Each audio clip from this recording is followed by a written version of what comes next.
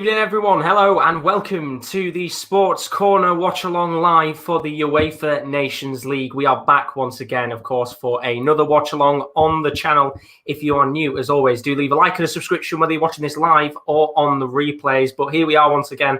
We are back for the UEFA Nations League. I didn't think we'd be actually saying this, but we're doing another goal show. You might remember, of course, a couple of months ago, we did a goal show for the first couple of match days for the UEFA Nations League. And well, if you live in the UK, of course, you'll know we're in lockdown right now. So we thought, why not do the Nations League goal show again? Because, of course, we've got fuck all else to do.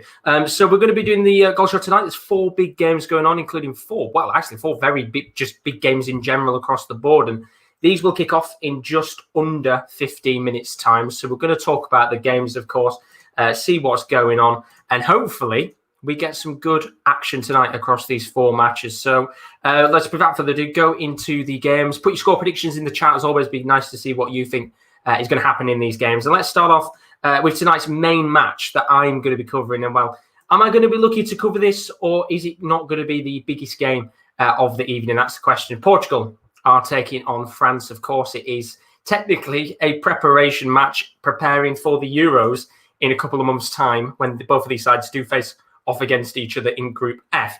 Portugal tonight, 4-3-3 they're coming out with. Rui Patricio is in goal. Apologies, 2 seconds. Guerrero, Diaz, Fonte and Cancelo make up that back line. Guerrero's the left back, Cancelo's the right back. Carvalho, Fernandes and Danilo Pereira make up the 3-man midfield. And then up top in that front 3, of course, Bernardo Silva, Ronaldo and João Felix, which is going to be very exciting to see tonight, of course. João Felix is in the form of his life right now in Spain. As, of course, is Ronaldo and Bernardo Silva. Well, we don't tend to see him as much in a Manchester City shirt, so I'll be interested to see him tonight in a Portuguese top. As for the French side, they're also going for a 4-3-3. Lloris is in goal, back 4 of Taylor Hernandez. I think it's Taylor Hernandez. It might be Lucas. Find out when the game starts, of course. Kimpembe, Varane and Pavard. By the way, it's Lucas Hernandez who's playing on the left tonight. Midfield is Pogba, Kante and Adrien Rabiot. And then up top is Griezmann, Martial and Koeman.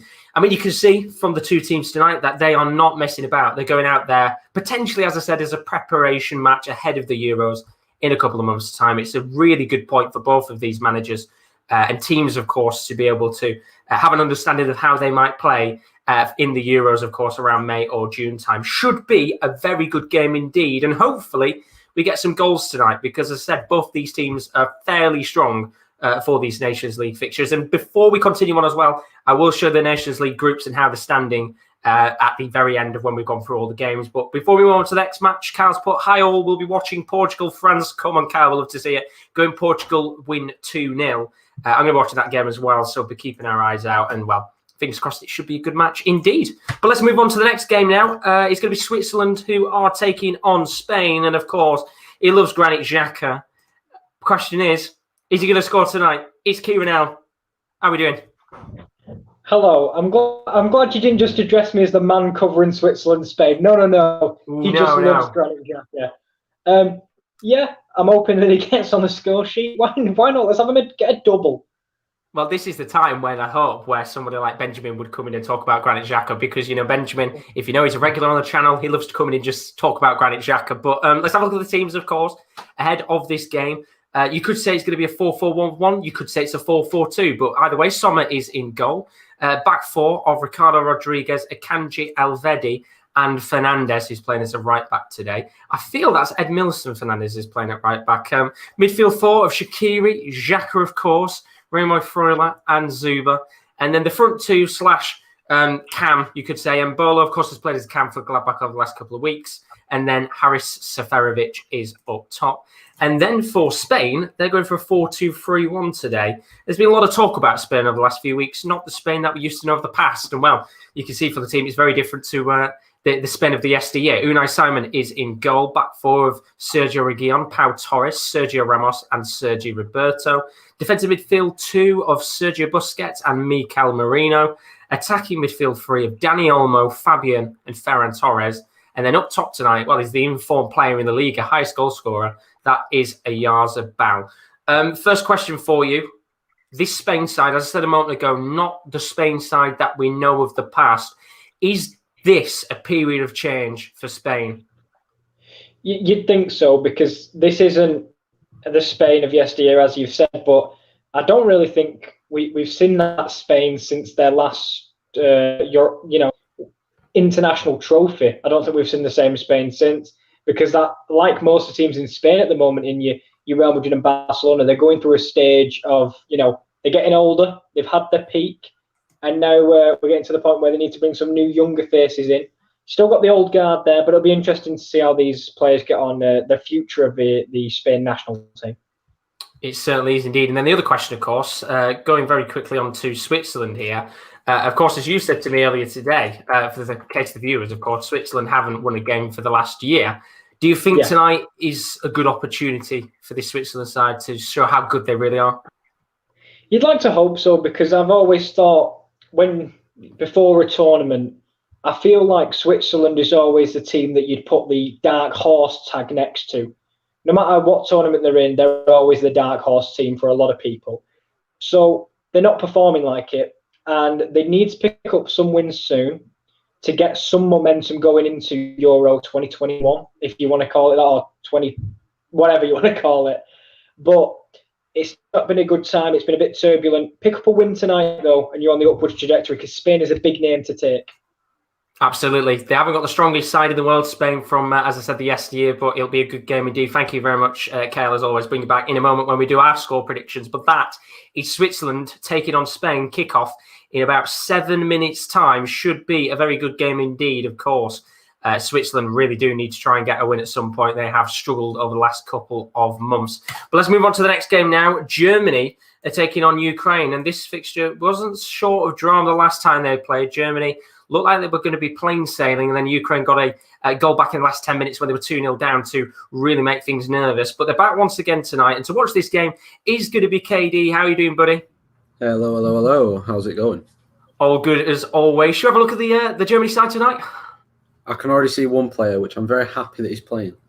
Yeah, it's a 5-2-3. Now, it's quite an interesting one, this one, because it kind of, if you play FIFA, it's kind of like they're just going balls to the wall tonight. Gung-ho, you could say, for Germany. Neuer is in goal. Back five. Ginter's playing as a left-back tonight, which is quite an interesting show. Back three of Niklas Süle, Koch, Rudiger, and then Max is as the right-back, I think, tonight in the game. Midfield two of Goretzka and Gundogan. And then in that front three, Serge Gnabry, Timo Werner, and Leroy Sané. And then, of course, as Bernaldo's in the stream. How are you doing, Bernaldo? I hope you're good as always. Come on, Ukraine. Let's have a look at that Ukrainian lineup tonight. Of course, they've been struggling for form quite recently over the last few months. 4-3 for them. Piatov is in goal. Back four of Sobol, Matvienko, Zabani, and Konoplya. I thought it was Konoplyanka at first when I looked at it. It's not. It's just Konoplya. Midfield three of Zinchenko, Stepanenko, and Malinovsky. And then up front tonight, Zubkov, the inform Yaramchuk plays for Ghent in real life, and Marlos. Kieran, talk about Germany very quickly. They've actually been struggling over the last couple of months. Joachim Löw's been under a bit of severe pressure. Is this a crucial fixture tonight for Joachim Löw to go out there and get his Germany side a big victory? Yeah, I think you and Kieran talked about the change for Spain. I think it's also been a change for Germany, and I think, of course, last season we had the bedding of the exodus of players, the older players from the squad, the upbringing of the new players, such as Ginter and Koch and Sané and Werner, Gnabry as a few other examples, of course. These players are good enough, and I think that Germany will probably get the win tonight. It'd be interesting indeed. And then just quickly moving on to Ukraine as well. Of course, when you look at that Ukrainian side, probably not the strongest team in the world. I mean, the back line is a little bit weak compared to usual, but we've seen Ukraine over the last couple of months. They've got some big results here and there, including, I think a couple of months ago, of course, they got a big win against Portugal in the qualifiers for the Euros. Just how important is it tonight for Ukraine to not get dismantled in the same way that they have done recently against the likes of Spain? Oh, I think it's very important, of course. Keep it tight at the back against a Germany side. It's like easier said than done, of course. But that three in midfield can hurt them. Zinchenko, Stepanenko, Malinovsky, all good players. Yaremchuk's obviously in good form. Marlos as well is quite a skillful player. It's not like Germany have got plain sailing tonight, although they will be the favourites. But I think Ukraine can cause them problems and probably will cause them problems. I don't think it'll be a stroll in the park for the Germans tonight. Definitely won't be. And one more question. You said there was one player in the lineup that you were very glad to see. Is it Leroy Sané by any chance? Oh, yeah, of course it is. Big player on his day. And very quickly, Rashif has put as well, Goretzka is one of the most underrated players alongside Kimmich. So it should be a good game indeed. Thank you very much, KD. Bring back a moment when we make our score predictions. But that is the game between Germany and Ukraine. Should be a good match tonight. As I said, it was a very tight fixture the last time those two sides played in Ukraine. 2-1 it ended to Germany. Let's move on to the next game, though. The final game, of course, Sweden taking on Croatia tonight should be another interesting match, actually. Sweden been struggling for form themselves recently. Croatia, of course, were in the World Cup final only 2 years ago. Are they going to get a good result tonight? And joining us for this game is going to be Will. How are we doing, buddy? I'm doing great, mate. How are you? Good as always. Let's have a look at that Sweden lineup, 4-4-2 for the Swedes tonight. Olsen is in goal. Of course, the Everton goalkeeper now on loan from Roma. Back four of Bengtsson, Danielsson, Victor Lindelof and Mikael Lustig.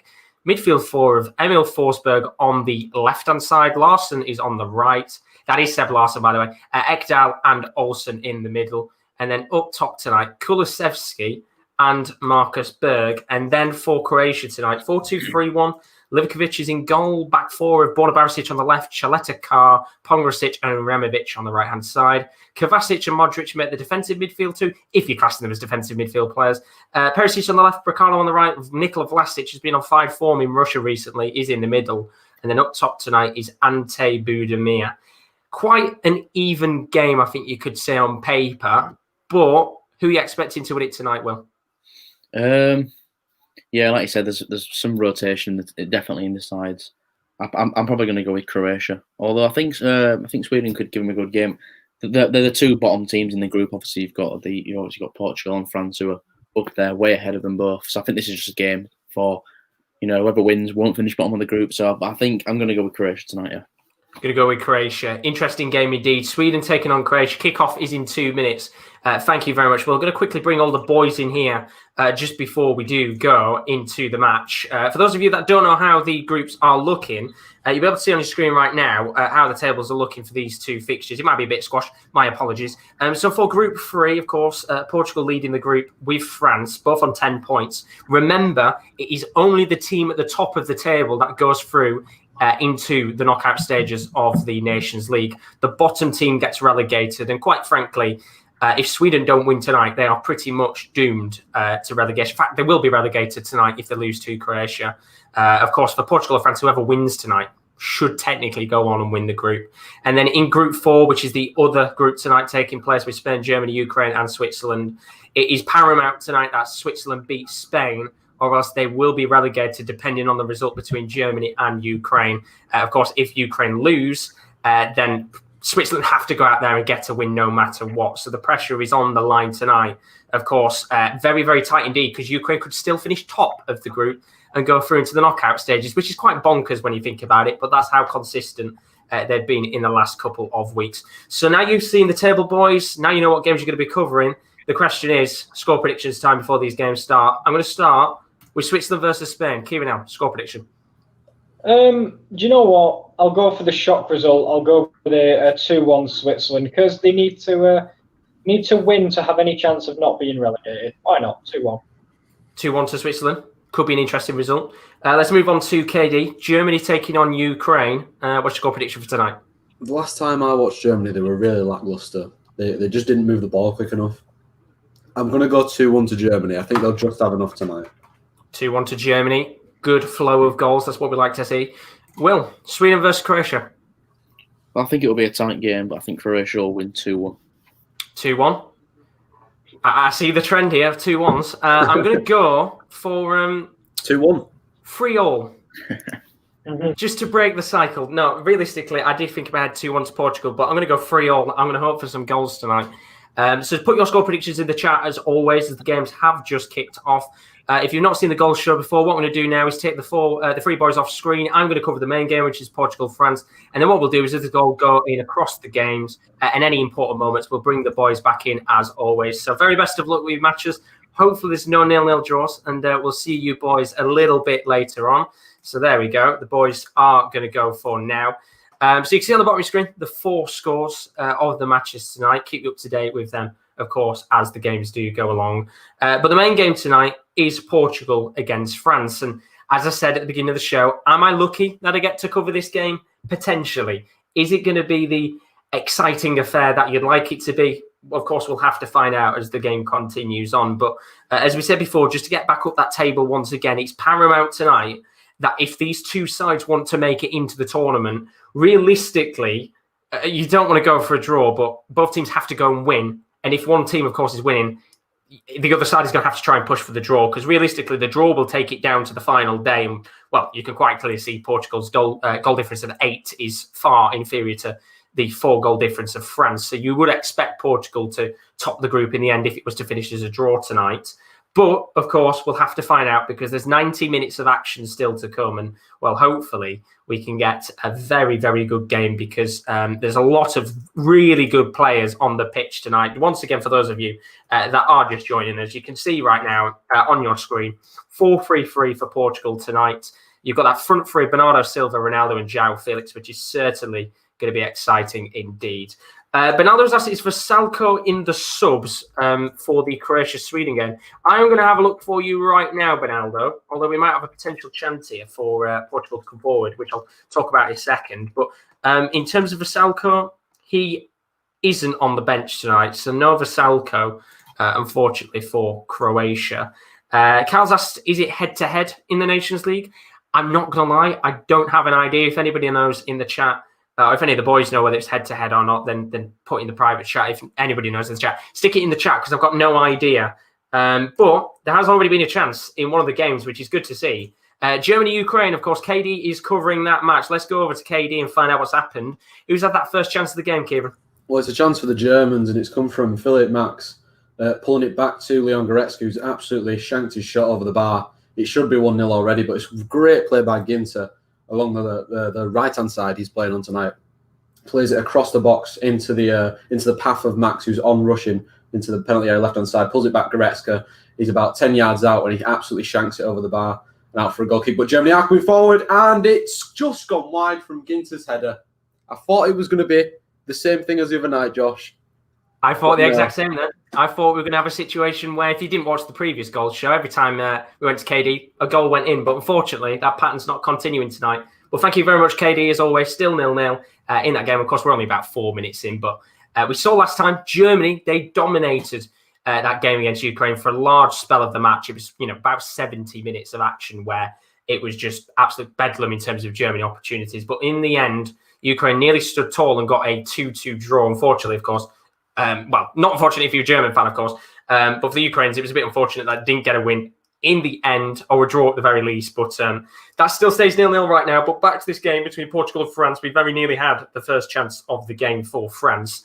Coman with a ball towards the path of Martial, which, if you actually look at the line, we're saying a 4-1-2-1-2 with Griezmann playing as a cam and Coman and Martial up top, which, when you look at that, is quite a strong attack, even without the likes of Kylian and Mbappe. Because, I'm looking at the bench, they've got plenty of fairly decent players they can bring on if they need to in this game. But there could be an opening here for João Felix on the left wing. He's just trying to come forward, but good defending at the back there from Benjamin Pavard just to close down the Portuguese winger, and it doesn't come to anything in the end. But in terms of the head-to-head question, Carl, I have absolutely no idea. If anybody knows, as I said, do put in the chat. Bernardo's predicting Portugal 2-1 against France. Hopefully, we can get some goals tonight because, of course, if you did watch the World Cup, not the World Cup, the Euros goal show that we did not too long ago for the playoff finals, it was fairly boring until we got around the 70th, 80th minute where teams had to push forward. But Ronaldo is coming on the with a chance here. Long-range effort from Ronaldo, which is hit towards the right-hand side of the post. Rui Patricio watching on there, just zoomed in for no reason. I don't know why he did that. Lloris, though, made the save towards his right-hand side of the post. Simple save for him. Good chance for Ronaldo, and it's a nice opportunity early on in this game for the home side to take the lead in this match. And as I said, it's such an exciting game to watch this. Two elite sides facing off against each other. And this is what the Nations League was made for. As Portugal tried to come forward here, Ronaldo's gone down just outside of the box. And he's complaining to the referee here about wanting a free kick. But to be quite frankly honest with you, I think the referee's made the right decision there. But we're going to go over to KL. Already, we've probably had more chances than we did in the Euro playoff finals. Of course, Kieren is covering the game between Switzerland and Spain. Who's had that first chance of the game, KL? It was a chance for Spain. It was a beautiful diagonal to Ferran Torres, who held the ball up well. He passed it into the middle of the box where Danny Olmo was waiting. But there was a heroic block by a Swiss midfielder. And Granit Xhaka puts his body on the line to stop his team going 1-0 down. I've never seen a midfielder make a better block. Well, as a passionate Granit Xhaka enthusiast, of course, Granit Xhaka is just doing natural Granit Xhaka things, doing defending very well. But thank you very much, Kieran, as always. You've got 85 minutes for Granit Xhaka to try and get a goal. I think if he scores tonight, I expect some severe passion. He did have a chance, and I'll be honest, he Bill Shankly'd. It could have been on target, but instead he hit the corner flag. He's got 85 minutes. Still plenty of time for him to get a goal. Thank you very much, as always, Kieran. As it currently stands in that game, of course, Switzerland 0, Spain 0. Let's very quickly talk about that game, of course. Switzerland, as we said earlier, have now gone a year without a victory, which is quite frankly shocking. But you can take into account, of course, we have missed half of the year due to COVID-19, so not really played many games in between.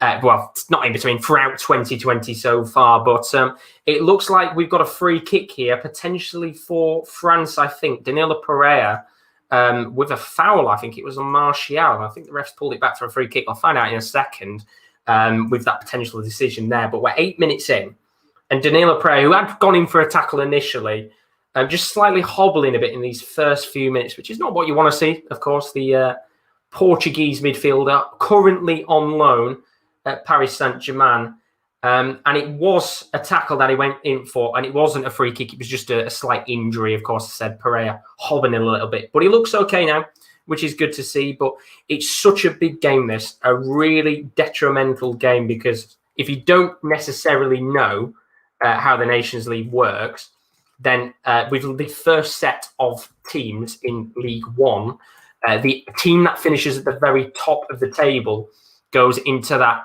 semi-final final of the UEFA Nations League, which I've got no idea when it's being played, of course, because we've already got the Euros taking place this year. So I don't know when that actual UEFA Nations League final is taking place. In fact, I'm going to try and find out now when it takes place this year, or maybe it might be next year potentially. But let me have a quick look here.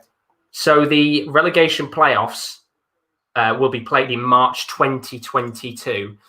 So we've still got quite a while to wait till that. And then the Nations League final isn't actually played until October 2021. So by the time we've got round to that point, you'll have probably forgot what even happened in this tournament anyway. But we're a long, long way towards those Nation League finals. They take place on the 6th to the 10th of October. So we've got a long way to go until that. Top scorer right now, Erling Haaland, with 6 goals. But yeah, we're a long way away from it. And Kyle's looked it up. If teams finish on equal points, then head-to-head will be the tiebreaker, which obviously means that this game is going to be incredibly pivotal to the head-to-head tiebreaker. So both teams really do need to go out there today and get a victory as we head towards the 10th minute of this match. And I have to say, this has been played at a really good pace so far. If you watched the other watch-along that we did a few days ago, where it was Scotland against... I can't remember who they played now. Scotland versus... my mind's gone blank. They played someone. It was Serbia, that was it. I know they said Slovakia. They didn't play Slovakia. They played Serbia. So there's a chance here on the right-hand side for Koeman. Just inside the box. Takes the shot at the near post. Rui Patricio makes the save. And we've got the first corner of the match. But it was a bit of a slow game, that Scotland-Serbia one. But we've got two really good world-class international teams here. Taking up again, basically facing off against each other. And I expect lots of opportunities tonight. And we've just had that chance from Koeman. We've got a corner here for France. Rui Patricio with his first save of the match. And it'll be interesting tonight to see how Martial and Koeman do up top. But the corner's going to come in just a moment's time. Griezmann whips the ball into the box. Tries to get it towards the head of Varane. Just goes a little bit too over the top from where Varane was. But it was Danilo Pereira who got the initial touch on the ball. And it will go out of play here for a France throw in a relatively decent area for them to try and make another potential attack. So while it goes on, Will has said his game has been pretty dead so far between Sweden and Croatia. Of course, if you're wondering the 4 games that are on tonight, you can see on the bottom of your screen the live scores will keep ticking along as the 4 matches go on tonight. But Portugal are taking on France. Sweden are facing off against Croatia. Germany take on Ukraine. And Switzerland are taking on Spain. in match day 5 of the UEFA Nations League. We've only got 2 more match days left, and pretty much we are finishing up the match days on Wednesday. That is the last set of Nations League fixtures. But France are coming forward here. Griezmann into Martial, who's one-on-one with Rui Patricio, who dives down low, makes a really good save there from Patricio. That is world-class goalkeeping. And Martial, not much he could have done in that situation to be able to put the ball into the back of the net. It was just good work from Rui Patricio. But France are coming forward again here. Chipped ball from Pogba towards Martial, just a little bit too heavy, and it goes out of play for a goal kick. But we have our first goal of the night. That's what we want to see. Germany taking on Ukraine. We spoke with Kieran D a few moments ago. Germany having the first chance of the game. But who's got that first goal? Kieran D. Well, what a way to spice this group up. Germany 0, Ukraine 1. It's Yaremchuk, the on-form striker, has scored it after pinball in the box. It just falls to him, and he absolutely levers it as hard as he can, and it's too powerful for Neuer. Flies past Sula, and Ukraine take the lead. And to be honest, they've probably deserved it. Incredible start. Absolutely incredible start. Thank you very much, KD, as always. Ukraine with a 1-0 lead against Germany. Well, we've said in the past that they are a very tightly organised team.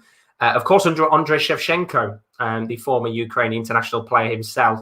And they're 1-0 up right now against the world champions. And, well, we've seen Germany over the last kind of couple of months have been really, really struggling to get a bit of form going. There's a lot of fans that are starting to lose their patience slightly with Joachim Löw. And I think tonight could potentially be a very fatal result if they don't win this game. Because what I'm going to do for a quick second here, I'm just going to take that off. You'll be able to see currently on your screen right now, you'll probably see 2 of me. Whoa, there's 2 of me. Right now in the group, as it currently stands, Ukraine will go top. Of course, Spain and Switzerland playing off against each other right now. So Spain could go top a little bit later on anyway, depending on the result there. But Ukraine go to the top of Group 4. And I think if you were to ask any Ukrainian fan if they are expected to get into that top section of the league, I think they would have probably said no. But as it currently stands, they sit top, and Ukraine are either 1-0 lead. What a start to that match. Just under 15 minutes on the clock there. Just going to very quickly move the timer up by 5 minutes. But first goal of the night, 4 very, very good games of football going on. And as I said, going back to this Portugal-France game, it's been a really enjoyable start to this match. And we've seen in the past some of these big international teams coming up against each other, and maybe the game's not necessarily been as enjoyable as you'd like them to. But this game does really feel like if somebody can put the ball into the back of the net within this next 5 or 10 minutes, we could be in for a very, very good game indeed. Both teams having a few little small chances on goal within this first 15 minutes of action. As Benala puts up the Ukraine, he's absolutely delighted with Ukraine's opening first 15 minutes of action. Of course, Ukraine doing very well indeed. But if you're new to the stream and you have enjoyed the goal show so far, this is something that we do all the time, not just for the UEFA Nations League. We do this for the Champions League as well, which is going to be coming back in a few weeks' time. So do look out for that if you don't have access to those Champions League games, of course, because we are covering every single Champions League game live this year on the Sports Corner, which we were very excited about. We love the Champions League on here. We do a couple of Europa League watch-alongs as well. We do a lot of just natural watch-alongs, football games. We've got plenty more to come, in fact, when club football comes back. And we're going to be doing the UEFA Nations League goal show over the next couple of days as well. So do keep your eyes out for it, because we've got another goal show tomorrow, and then we've got another goal show on Tuesday and Wednesday, and then that is the Nations League done for 2020. And in fact, that is international football done for the year. We won't have any more fixtures. So hopefully we have a good end to the Nations League, because it was certainly a quiet start. But we've got a chance here for France. Benjamin Pavard launching the ball into the box towards Kingsley Coman. He gets the header down towards Griezmann, who's just inside the box. Lays the ball into the path of Kingsley Coman once again, but it doesn't come to an eventful attack, and it goes all the way back to the halfway line here for France. But really good start to this game, of course. I'm going to try and keep my eyes out on the actual stats and things like that, because, of course, at halftime, what we will do is we will talk about the stats of the game and see how it's going. But so far in this match, France have had 3 shots, 2 on target. Portugal have had 1 shot, 1 on target. So very good game so far, just lacking that goal. But do tell us in the chat, what game are you watching tonight? Are you watching the big fixture between Portugal and France? Are you watching Germany against Ukraine, which I think certainly be an interesting one indeed? Do you fancy Switzerland against Spain, or do you fancy Spain against Switzerland? You could be a Spanish fan for all we know. And then, of course, Sweden taking on Croatia. in that other fixture. Should be a very interesting one indeed. But Carl's asked in the chat, do you think Joachim Löw will manage another team once he leaves Germany? And would he be a good fit in the Premier League?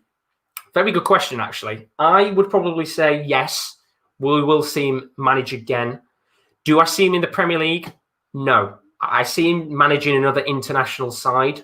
I think if he was to move to a big club, he probably should have moved after Germany's World Cup win a couple of years ago, because that's when he really was at the peak of his powers, I guess you could say, in international football. But as of right now, I guess he still would be a manager that would be appreciated across football. There'd probably be a couple of clubs that might look at him as a potential candidate if he was to get sacked or leave the Germany job. But I think he's probably more suited to international football. But Koeman's coming forward here on the right-hand side, and that is some absolutely fantastic defending there. I think it was Jose Fonte, of all people, just coming back to stop Kingsley Coman. And, well, Jose Fonte is not the quickest of players in the world, but somehow he was able to keep up with Coman there for a slight second and just get back and do some defending. So really good work there from the Portuguese back line indeed. But really, really good there. But they've got a corner here, France. Ball's going to be lofted into the box. Trying to get it towards the path of Presnel Kimpembe, who does get a touch on the ball. He tries to guide his cross towards the top left-hand side of the post.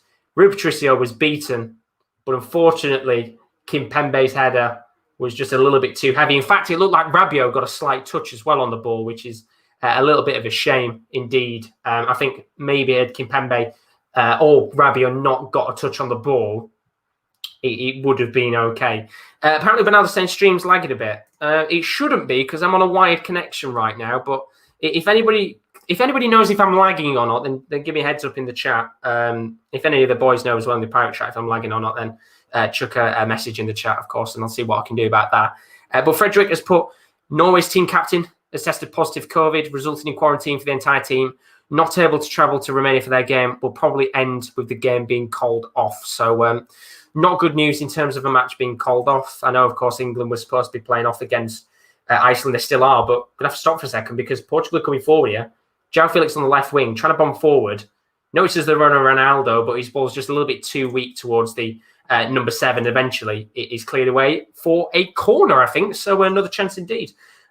Kiwi sends stream looks all right. Thank you very much, buddy. And we have had a chance elsewhere. So let's go to the game between Switzerland and Spain. Still goalless in this one. But who's had that chance? Is it Switzerland or Spain, Kieran? It's Switzerland. It's their first real chance of the game. It's been, apart from that chance I said to you, Josh, they've mostly been long-range efforts. But the ball was moved forward by Breel Donald and Bolo. He poked the through ball to Xherdan Shaqiri. He tried to prod it past Unai Simon, but Unai Simon closed the angle well and got a strong right arm to it. It's not been the best start, I'll be honest. Is it going to be a busy night for Spain? Because obviously, kind of basing it off the first 15 minutes, it does sound like we've had a fair few chances for Switzerland. No, it's been very even, which is probably a good credit to Switzerland, really, over recent performances. But yeah, it's been a very average start, and but Switzerland are growing into the game. They certainly are indeed. Thank you very much, Kieran L, as always. Switzerland 0, Spain 0. Big game for Switzerland tonight. Remember, if you've just joined us and you don't know the complexion of the Nations League right now and how it currently stands, Switzerland have to win their game tonight or else they will be relegated out of the League One table, which will be a fairly massive thing for Switzerland, of course. Although, let's be real, I don't think there's many nations right now that are really bothered about the tournament. It's a bit of an awkward time, isn't it, really, for the Nations League to be taking place. Bit of a shame with the whole COVID situation, but we've had another chance in the game from Portugal this time. Bruno Fernandes with a long-range effort straight into the hands of Hugo Lloris, who's had a couple of little things that he's had to do in the first 20 minutes. But this game has been a fantastic play so far. Really, really enjoyed it. And for those of you that are watching it, what are your thoughts and opinions on the game so far? Because it does feel like we are going to see a goal soon, but I couldn't really tell you which side's going to take the lead. And well, we can see the manager of Portugal right now, Fernando Santos, just looking fairly calm on the bench. Of course, the previous Euro winners as well. Let's not forget about that. They will be trying to look to potentially reclaim their title in 2021. Crazy to think that it was in 2008, not 2018, sorry, when they won the Euros. That was the World Cup in 2018, of course. Get a quick sip of gin in there. Well, 21 minutes on the clock. Still 0-0 between Portugal and France. And we've got a chance here for France to come forward on the right wing. It's Kingsley Coman, who seems to be moving up and down the pitch from that striker position to the right wing position. And, well, it's caused Portugal a few problems here. Good chance for Kante to move forward. Lays the ball to Griezmann, who's just about 35 yards out. Sprays the ball into Lucas Hernandez, who tries to cross as a ball into the box. It's deflected.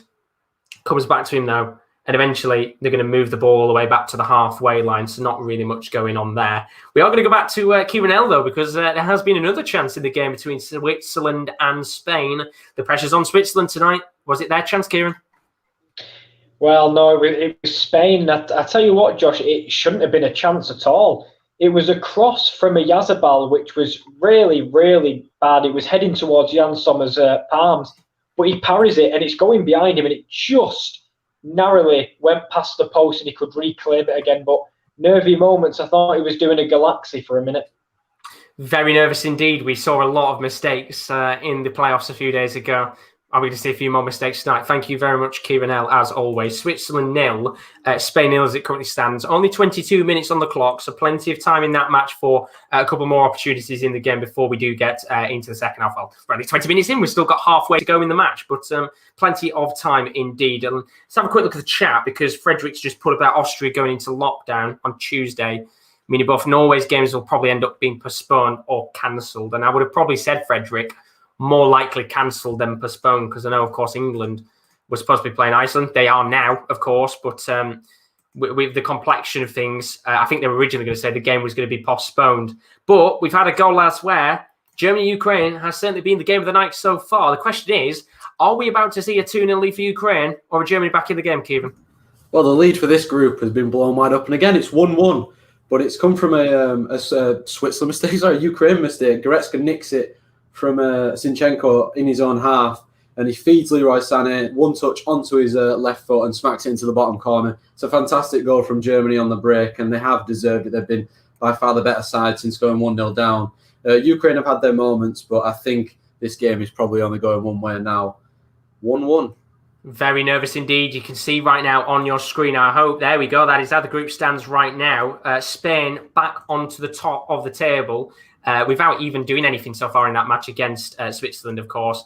Ukraine go back into third, Germany into second. Thank you very much, KD, as always, as it currently stands. Germany 1, Ukraine 1. What a start to this match. But we have a free kick here for Portugal, about 35 yards out. Ronaldo is standing over it. Can he put it into the back of the net? Ronaldo launches it at goal. It hits the wall. And then when it ricochets off the wall, Ronaldo tries to hit it on the volley.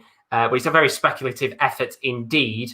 And it just goes, well, I was about to say just goes wide of the mark. It goes completely wide of the mark. Doesn't really test Hugo Lloris and goes out of play for a goal kick. But a little bit disappointing there with Ronaldo's free kick. You'd expect a little bit better from him. But of course, it still does feel like that the score of this match isn't going to stay 0-0 for much longer.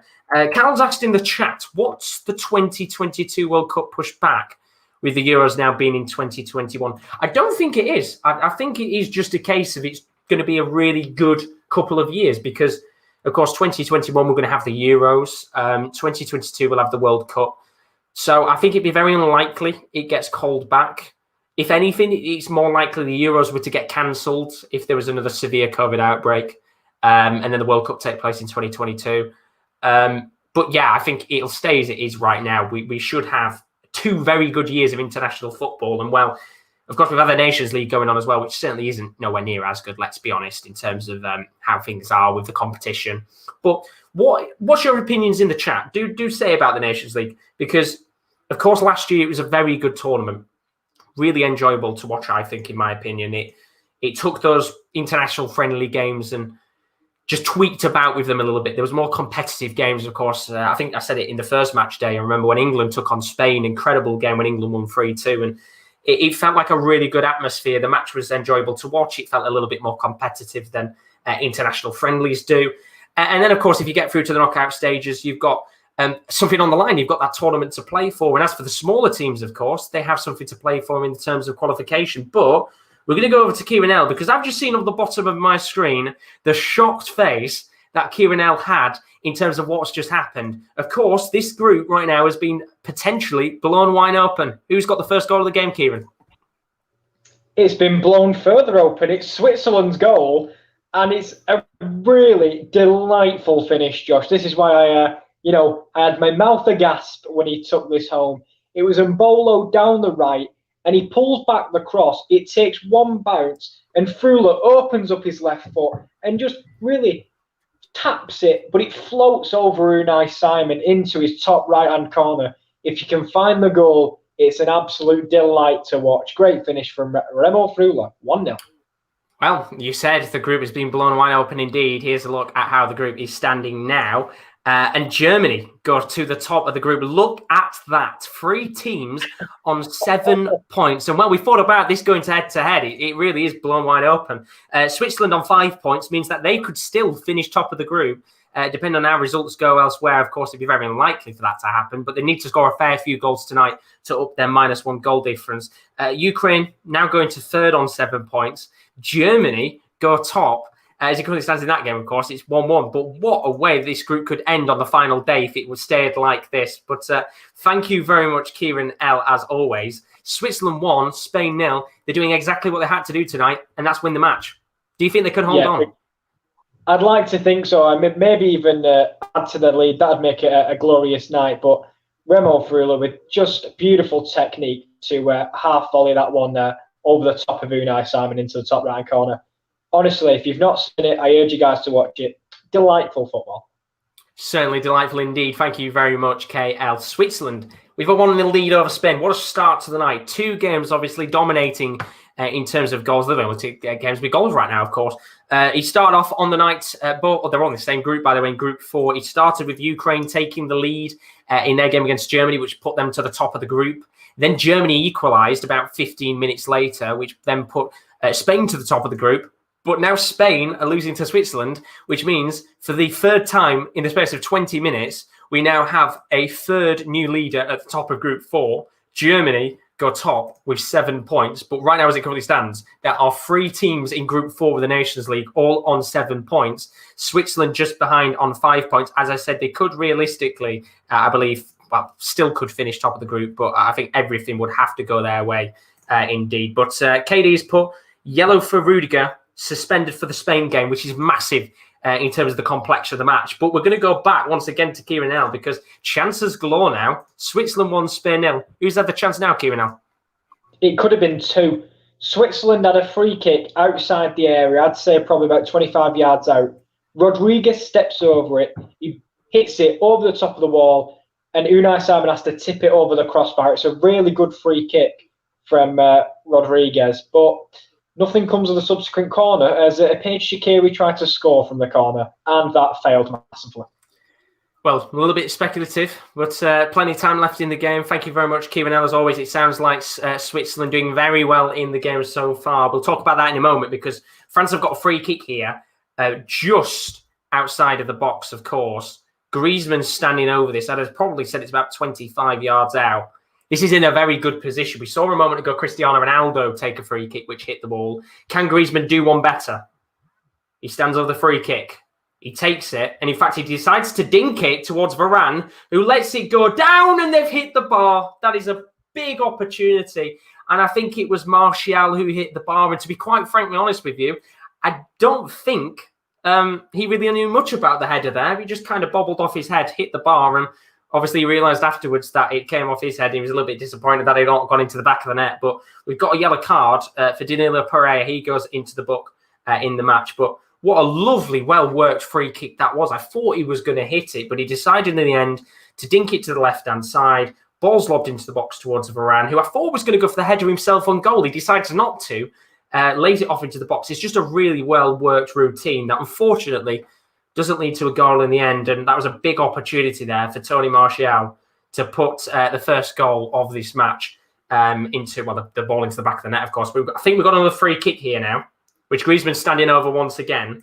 Can he put this in the back of the net? It's a little bit further out this time, so I think it'll be dinked into the box, probably about 35 yards out. And I've just seen Kieran has put the goal in the Twitter group. I will have a look at that in a second. But Griezmann decides to lob the ball to the right-hand side. Once again, it's Varane. For the second time in the space of 2 minutes, he gets his head onto it. But this time, Ruben Diaz doing really well defending there. Just gets a bit of a bigger touch on the ball from where Varane had got it. He's able to clear it away, and unfortunately, it's not going to come to anything in the end. So what I'm going to do very quickly is have a quick gander at the goal. Let's have a look at Remo Frolia's goal here against Spain. Of course, I can't show it because of copyright. I don't want to get in trouble in terms of things going on there. So the ball, they're on the right wing, Switzerland. Just see if it gets flicked into the box. Oh, it's a lovely finish. Really well worth checking out if you haven't seen the goal. It's just a lovely, lovely goal from Remo Freuler. And of course, that has put Switzerland into lead. Let's talk about that very quickly, of course, while this Portugal-France game just has a moment to breathe. It is a relentless group right now. And as I was talking about earlier with the Nations League, it has made things just a little bit more competitive. And COVID-19, of course, has affected this tournament quite massively. I think had it have continued on like normal, we wouldn't have COVID. I think people would have a little bit more belief in this tournament. But right now, because we've already got congestion of fixtures to be played, it's just more added fixtures, which is really unfortunate indeed. As I think Portugal are going to get a corner here. Bruno Fernandes and Paul Pogba coming up against each other, and Paul Pogba standing tallest, doing really well to defend there against Bruno Fernandes, who's about to launch across into the box to where Ronaldo was inside of the box. But of course, both teammates as well, both picking up each other and just giving each other a pat on the back while they prepare for this corner, which we'll talk about in a second. But I think it's a really good tournament indeed. Really, really enjoyable. And hopefully next year, the next time the tournament runs on, of course, we shouldn't have COVID by that point. I'd be very surprised if we did. And it should be a bit more competitive as well, because we shouldn't have this fixture congestion, what we've had over the last couple of years, over the last year, as an issue. And hopefully they continue to improve the Nations League, because there still needs to be work to be done with the tournament. But Portugal have a corner here, of course, from that Bruno Fernandes cross a moment ago that Pogba stopped. Can they put the ball into the back of the net? It's Bernardo Silva standing over it. It's going to be laid short, lofted into the box by Bruno. Tries to guide it towards Ronaldo, who's at the left-hand side of the post. And eventually France are going to have to erratically clear the ball away. Varane just taking one or two extra touches in the box, which was a little bit risky. And eventually doesn't come to anything in the end. But let's go back to KD, because the complexion of the group is changing even more. It's Germany 1, Ukraine 1. Who has taken the lead in this incredible fixture so far, Kieran? Oh, Germany are back in front. And I mean, this is an excellent goal. It's so well worked by the Germans. Nicolas Süle lays it off to Robin Koch. Little dink over the top. Goretzka, scissor kick to control the ball. Lays a beautiful cross across the face of goal. And Timo Werner taps into an empty net. But it's such a good goal. I mean, if I can find it, I'll put it in the Twitter group. It's an excellent goal by Germany. And I mean, I said this game was only going one way, and it does look that way. 2 assists for Goretzka on the night, 2 for Germany. Already, we're just over half an hour into the match. What a great game so far. And as you said, Ukraine tried to do a similar performance in their previous game. They were losing towards the last half an hour, got a goal back. Looks like he's going to go the other way tonight. They get the goal early on, and then Germany start to dominate. But thank you very much, KD. As always, very greatly appreciated. Germany taking the lead in that game means now the complexion of the group changes only slightly, because you can see on your screen that we take Germany, Ukraine off. Germany do go to the top of the group now with a bit of a points difference. 9 points now at the top of the table. Spain on 7. Of course, if they win their game, then they will go top of the group once again, I believe. And then Ukraine in 3rd on 6. Of course, Switzerland, doesn't matter what happens. If they win tonight, they will still stay bottom of the group, but they will be in touching distance of potentially surviving. We could still technically see Spain get relegated, which would be quite interesting indeed. But Germany 2, Ukraine 1, the complexion of that group changes once again. Do keep your eyes out, because, of course, as every goal goes in, I'll keep you up to date with the groups and how they are looking, because, well, I don't think many people still know how this tournament works. It's a little bit of a confusing tournament, let's be real. But France are coming forward here. Martial just outside of the box with a heavy touch that, in fact, goes all the way back to Rui Patricio, and a little bit unlucky there from the Manchester United forward. But let's have a quick look at the chat while things are just a bit calmer. Cal's put, the Nations League is okay. I would have liked a different format. Put the top teams in one group so the best teams are playing each other each year. I would rather like that. And then put the good, average, and not so great teams in their own separate group, which is, a fairly good idea in the end. I think, as I said, with the Nations League, it's always a work in progress as Portugal come forward here. Ronaldo with a ball into the box towards Bernardo Silva, who just can't get a touch because of Kimpembe's deflection, which means it will go out for a corner. It's a relentless game so far, I have to say. Really, really enjoyable. Really enjoyable indeed. And, well, in fact, Kimpembe is a little bit lucky here that he doesn't go into the back of his own net. He tries to just desperately clear the ball away so Bernardo Silva doesn't get a touch. And I don't think he knows where the ball's actually going to land. And luckily enough, it doesn't go towards his near post into the back of the net. But the corner's going to be taken here by Bruno Fernandes. Of course, Cristiano Ronaldo in the box, lobbed into the box towards him, comes down towards Danilo Pereira, however, and his connection on the ball sends it all the way towards the bottom corner flag and out of play for a goal kick. A little bit unlucky there, Portugal, with that chance. But we're going to go to Will. For the first time tonight, since these games have started, Sweden and Croatia, of course. We haven't talked about that. We'll talk about that in a little bit of detail in a moment. Who's taking the lead, Will? Yeah, it's been a really poor game, but we do have a goal finally, and it's a goal for Sweden, and it's Kulusevski who makes it 1-0 to Sweden. It's actually his first goal for his country, and it's a really nice finish. Forsberg in the middle of the park sprays out to the right back, who gets it to Kulusevski, and he sort of like out-muscles the defender, and he does well in a tight space, sorts his feet out and puts it into the bottom corner. Really, really nice finish. But yeah, 35 minutes in, that's kind of been the only highlight we've had so far. But yeah, Sweden take the lead in a must-win game for them. Thank you very much, Will. Of course, we'll have to have a look in a moment and see what the group's looking like, but we've not really spoke about this game so far. Sweden and Croatia, of course. You'll have to remember, of course, these are two sides England faced in the World Cup. Croatia being the World Cup finalists, unfortunately losing out to France. What a great game that was a few years ago. And Sweden eventually getting to the quarters, I believe, in that competition. But let's have a look at the group as it currently stands. With that group, it is a detrimental game that Sweden has to win. Of course, Croatia now at the bottom of the group, we could see them relegated. Sweden has to go out and win this game and then get a result elsewhere. As for Portugal and France, of course, both on 11 points, they're fighting for that top spot. Remember, first place will go into the knockout stages of the Nations League next year. Going to be a really, really tight race between those two sides. But let's go over to the other game between Switzerland and Spain. We've had plenty of chances in the match, but the question is, who's had the chance now, Kieran? This one was Spain. It was a chance to draw level, and it was the Napoli midfielder Fabian with the chance. He picked it up in the middle of the park. He may have ball rolled and put Granit Xhaka on his backside, but we refuse to reference that from here on out. And he goes and drives towards the box, cuts in on his left from the edge, tries to curl it into the right-hand corner, but it's a good save by Jan Sommer after he looked a bit shaky earlier, Sommer, but we know what he can do, and it's a good save. We certainly do indeed. Thank you very much, Kieren, as always. If you don't know, if you've never been in the channel before, Kieren is a Granit Xhaka enthusiast, so we don't like to hear negative things about Swiss's greatest ever midfielder. But of course, Switzerland are leading right now, and he's getting a clean sheet indeed, which would be fantastic for Granit Xhaka. And it'd be the first win for God knows how long for Switzerland. Of course, they haven't won in a year. If we don't, well, if you count COVID into that, which basically you can kind of cancel half a year out. But we don't like to hear any Xhaka negativity. Switzerland won.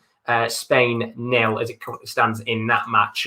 Chris is in the stream. How are you doing, buddy? Hi, everyone. Hope you're well. Hope to all good to see you as always, Chris. Hope you're all good as you are always. And Bernardo's put Shaqiri is the best, of course. Nice to see him playing some football. Not often we see him playing much, although he has started to play for Liverpool a little bit more quite recently, which is definitely good to see. But hope you're all good as always, Chris.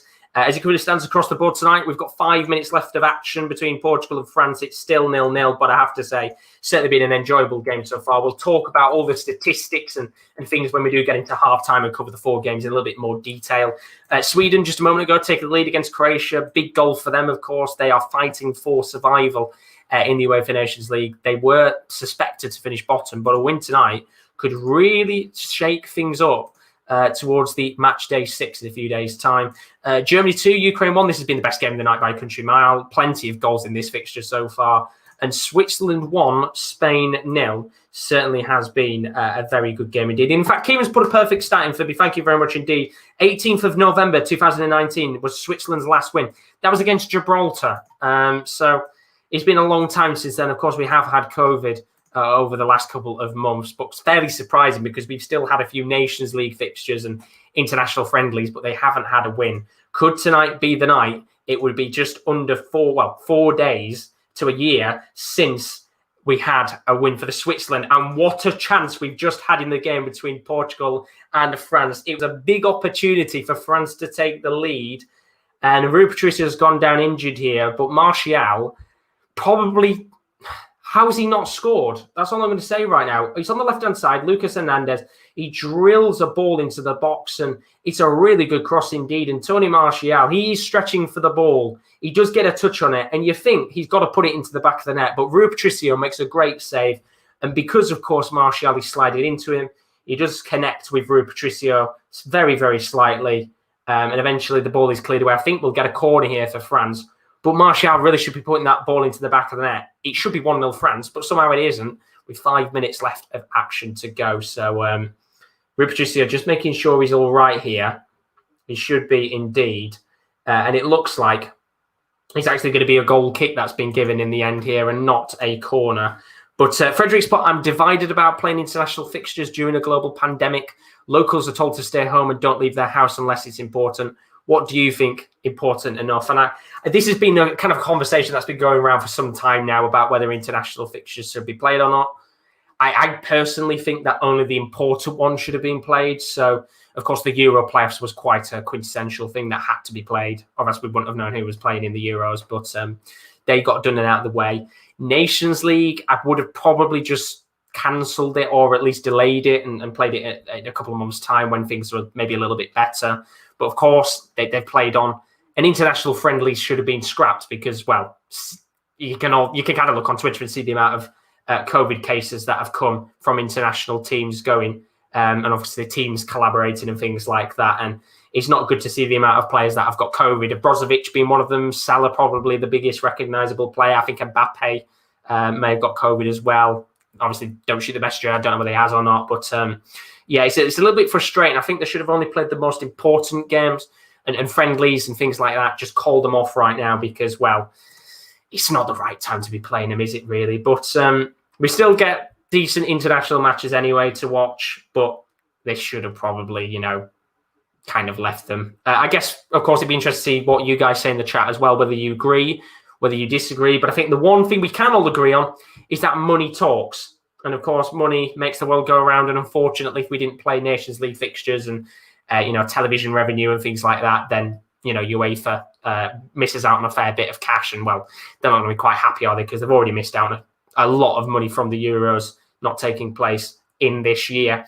And then Carl's part, I was going to say something negative about Xhaka, but I'll keep it to myself to keep the peace. And, well, I've just seen what Kieran's done. I'm not going to describe what he's just done on the screen, but I presume you can kind of decipher what he may have gestured at the screen, Kyle. I was going to add him in for a second, but I'm glad I didn't now. But, yeah, no, we don't have negative stuff about Xhaka in here. No Xhaka slander in this building. But we've got a minute and a half left of this match between Portugal and France as it currently stands.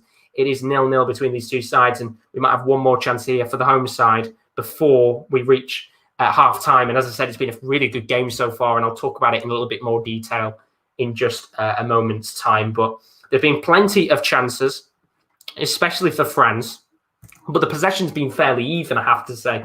Very 50-50. And although we've not really seen many big Portugal chances, we've got to surely see a goal in this game before it finishes because so far it's been a really enjoyable match to watch. But we are going to quickly talk about the Germany-Ukraine game. Malinovsky has gone into the book with a yellow card. So an early yellow card in that game. Of course, Rudiger went into the book earlier. He's suspended for the game against Spain. What a way to end the Nations League with a game like that. It really is going to be a pivotal game, that one, when we get into match day 6 on Tuesday and Wednesday.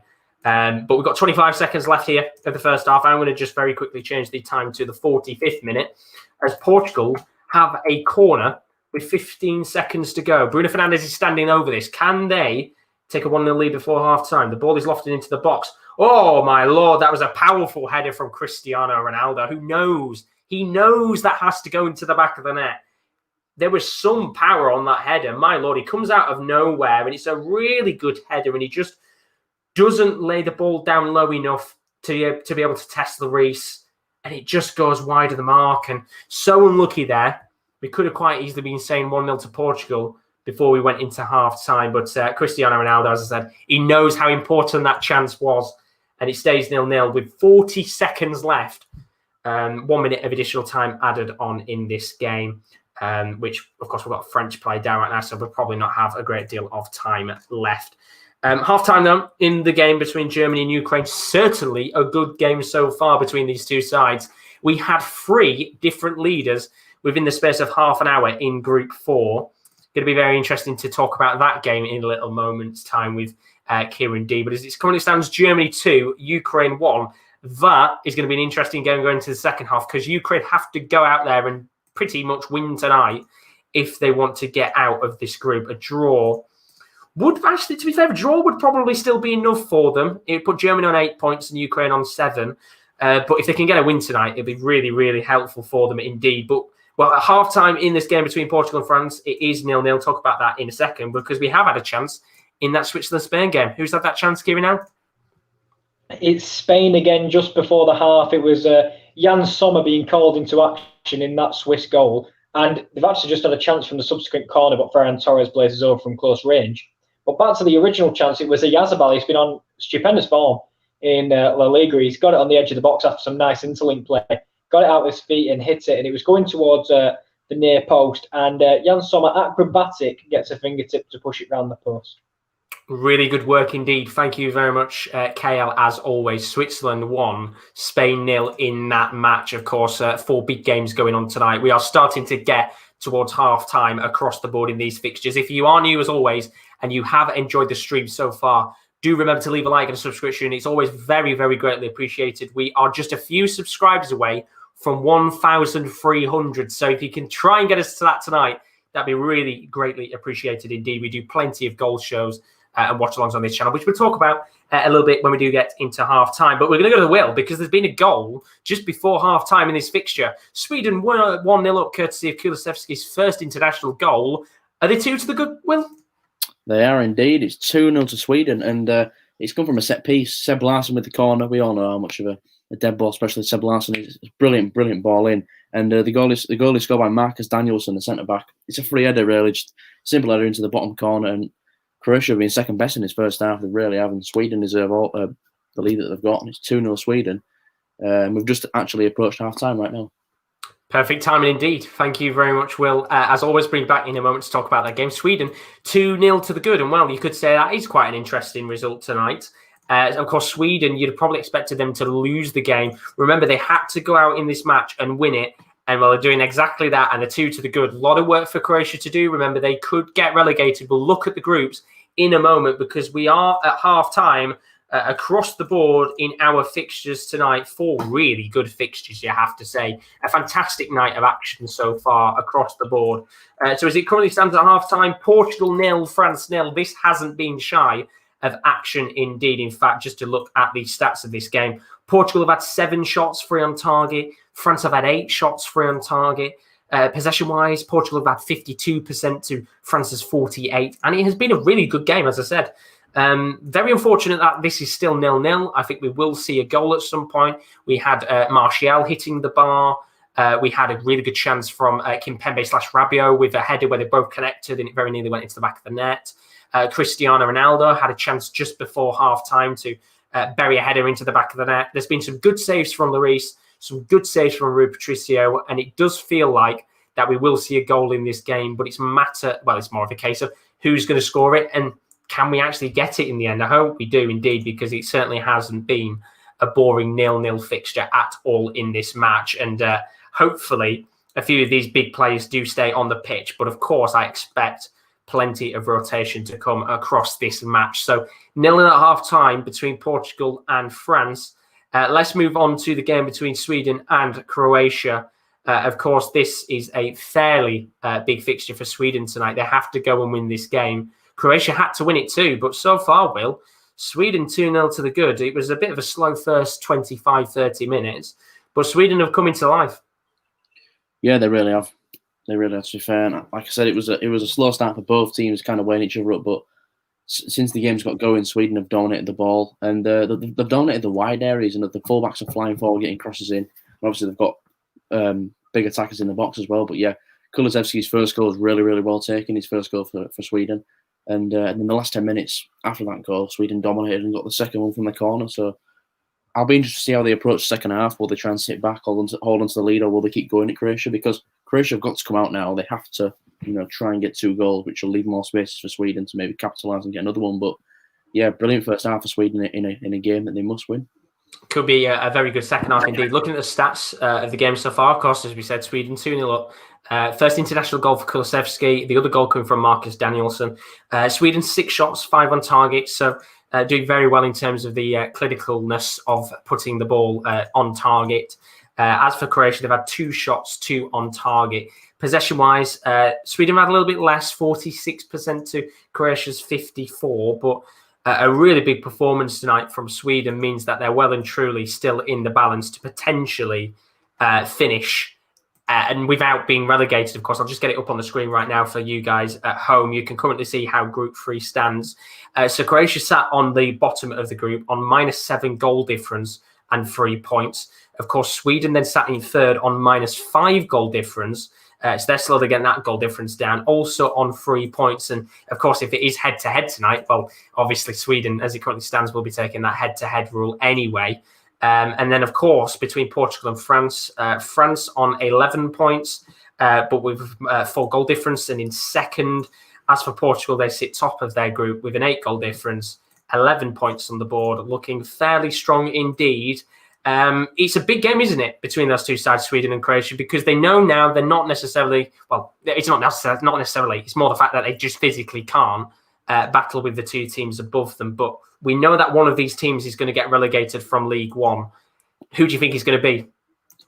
Yeah, that's the thing. Neither, obviously, both know none of them go up, but there's still a battle down at the bottom, and you obviously don't want to go down into the lower league. But with the way Sweden have played, they've looked like a much better team. But who's actually playing? I don't actually know who's actually playing each other on the last day. It'll be obviously France will probably play Sweden or Croatia. But yeah, this game's huge tonight because whoever can get the up hand and get the tie break on the win. Because if Croatia win, then it's done, they're staying up. But Sweden are fighting for their lives to stay up. So I think Sweden will hold on for the win, and then it'll come down to the final match day, and we'll see who can stay up. It's been indeed final match day, which is on Tuesday night. Be interesting to watch this one. France taking on Sweden and Croatia against Portugal. So 2 very good games indeed. And as you said, if Switzerland can win tonight, it could be a massive game between Croatia and Portugal, of course, because all 4 teams are still fighting for something at this current stage of the Nations League. But thank you very much, Will. As it currently stands, Sweden 2, Croatia 0. Hopefully not too long before we get into the second half of that one, because remember, Croatia are really going to have to go out there now and try and get a victory. But going to very quickly look at the comments. Apologies for not looking at your comments a little bit earlier. Chris put, he's all right, thanks. My local town, Carlisle, got beat today 2-1 at home. Don't like losing. So I did have a rant about the defending. My niece can defend better. It was a Gareth Bale heart. Oh, we love the Gareth Bale heart indeed. I'm guessing you talked about Kieran's gesture earlier on. It definitely wasn't a Gareth Bale heart, I'll tell you that for sure. And then Chris Watchalong put Carlisle midfielders John Mellish over Granit Xhaka. Facts. I've just seen the gesture, what Kieran's put. You probably know, Chris, what that gesture will be. And then Christ Boy's put, hello, how you doing, Christ Boy? Good to see you in the stream once again, as always, buddy. But let's go on to the other group now. What a group this has been in terms of the last couple, the last 45 minutes. We've seen all 4 teams, well, apart from Switzerland right now, go up and down across the board in this group. And let's go to that first game between Switzerland and Spain, of course. As it currently stands with this group, which I'll get the table up in a moment, there's 4 points separating the 3 sides. And of course, the 4 sides, sorry, it could all still change in the second half. But Kieran, right now, Switzerland 1-0 up against Spain. We said they had to go out there today and get a win, or else we would have pretty much seen relegation for them. They're doing exactly what they need to. Just how pivotal could this win tonight be for Switzerland? Oh, it'd be massive. Not just for the Nations League, but just a confidence boost in general. Because they haven't been the best at, but you've got to warrant with that they took a 1-0 lead in a friendly against Belgium the other night, and in the second half they lost the game 2-1. So I'm erring on the side of caution, but so far so good for Switzerland. They've rarely been troubled by Spain unless it's been from long range, and Sommer's dealt with most of it. But they'll be absolutely ecstatic with the way that first half went, and a lovely goal as well. It was a really lovely goal indeed. I mean, Remo Froley, if you haven't seen the goal already, it's definitely worth checking out because it's a sumptuous finish from the Atalanta midfielder. But looking at the stats of the game so far, as it currently stands between the 2 sides, of course, Remo Froley with that goal in the 26th minute. 6 shots, 3 on target for Switzerland in comparison to 8 shots and 2 on target from Spain. When you look at the possession, I mean, it's telling obviously a very different story right now because Switzerland have had 30% possession. Spain have had 70%. Of course, they've had a lot of the ball away side. Do you feel that they've been efficient enough with the possession, or do you feel that there's a lot of work to do in this next 45 if they want to get a win in this match? Well, they've got to start, testing the goalkeeper from inside the box. A lot of this possession has been outside the box. Yes, in the final third, but not in the dangerous areas that they want it in. It's fine. You can make 8, 9, 10 passes around the box, but if it ends up you getting dispossessed, none of that matters. If the ball's not in the back of the net. So they've definitely got to be more efficient, but they are creating some half chances. Once they get that final chance, it'll be interesting to see if any of this attacking quartet can finish the ball off, because they haven't got an out-and-out striker on the field at the moment. They've looked okay, but maybe 1 or 2 passes too many, and trying to walk the ball in when you can just try and run it in. That'd be the simple thing for them to do, but Spain, they haven't tended to make things easy for themselves over the last couple of years. And, well, they're 1-0 down right now to Switzerland. I will get the group table up in just a moment because, of course, we're going to go to the other game now. Thank you very much, Kyle, as always. Switzerland 1, Spain 0 at half-time. Switzerland, this could be their first win since the 18th of November 2019. That was against Gibraltar, which is quite crazy to think about. Of course, we've had a pandemic going on in the background, so I don't think they really care about that stat. But let's move on to the game between Germany and Ukraine. This has been the best fixture of the night. It all started off with a goal Ukraine, and we thought, well, this is going to make the group certainly interesting indeed. It was Roman Yaremchuk who got the early goal, and then 10 minutes later, Leroy Sané got the equalising goal back in this game. It changed the complexion of Group 4 once again, and then it changed the complexion even more when Timo Werner got the second goal in this match. There is a lot of work to do for Ukraine, but what a 45 minutes of action so far, Kieran D. Yeah, great game so far. Very, very, very good game. I think when it first started, I was a little bit on the side of caution with Germany because I was questioning how well they could play. But ever since they went 1-0 down, they came out of their shell a little bit. They started to play more football. Of course, they looked confident going forward, and they could have scored more as soon as it went 2-1. They had a few more half opportunities after that. But to be fair to Ukraine, they weathered the storm quite well after going 2-1 down. They've given themselves a chance in the second half, of course. We know they probably need to win to have any chance of getting through in this group with Germany and Spain to still play each other. But yeah, great game so far, like you said. Very good game indeed. Just look at the stats of the match right now, of course. As I said earlier, Yaremchuk taking the lead 12 minutes into the match. Then it was Leroy Sané in the 23rd minute, and then Timo Werner with the goal to put Germany in the lead 10 minutes later. 10 shots to 3 on target for Germany. Ukraine, only 2 shots, 1 on target right now, but that 1 on target, of course, has ended up in the back of the net. 57% possession for Germany.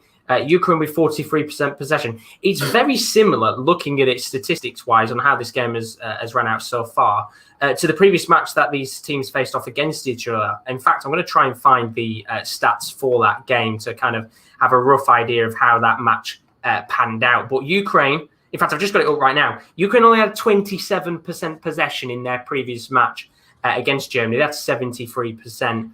Had a lot more shots on target, but the weather in the storm right now, Ukraine, do you think there's a potential chance that they could go on to maybe win or at least get a point in this game? I think the possibility is there because at the back, Germany don't look at their flowing best, to be fair.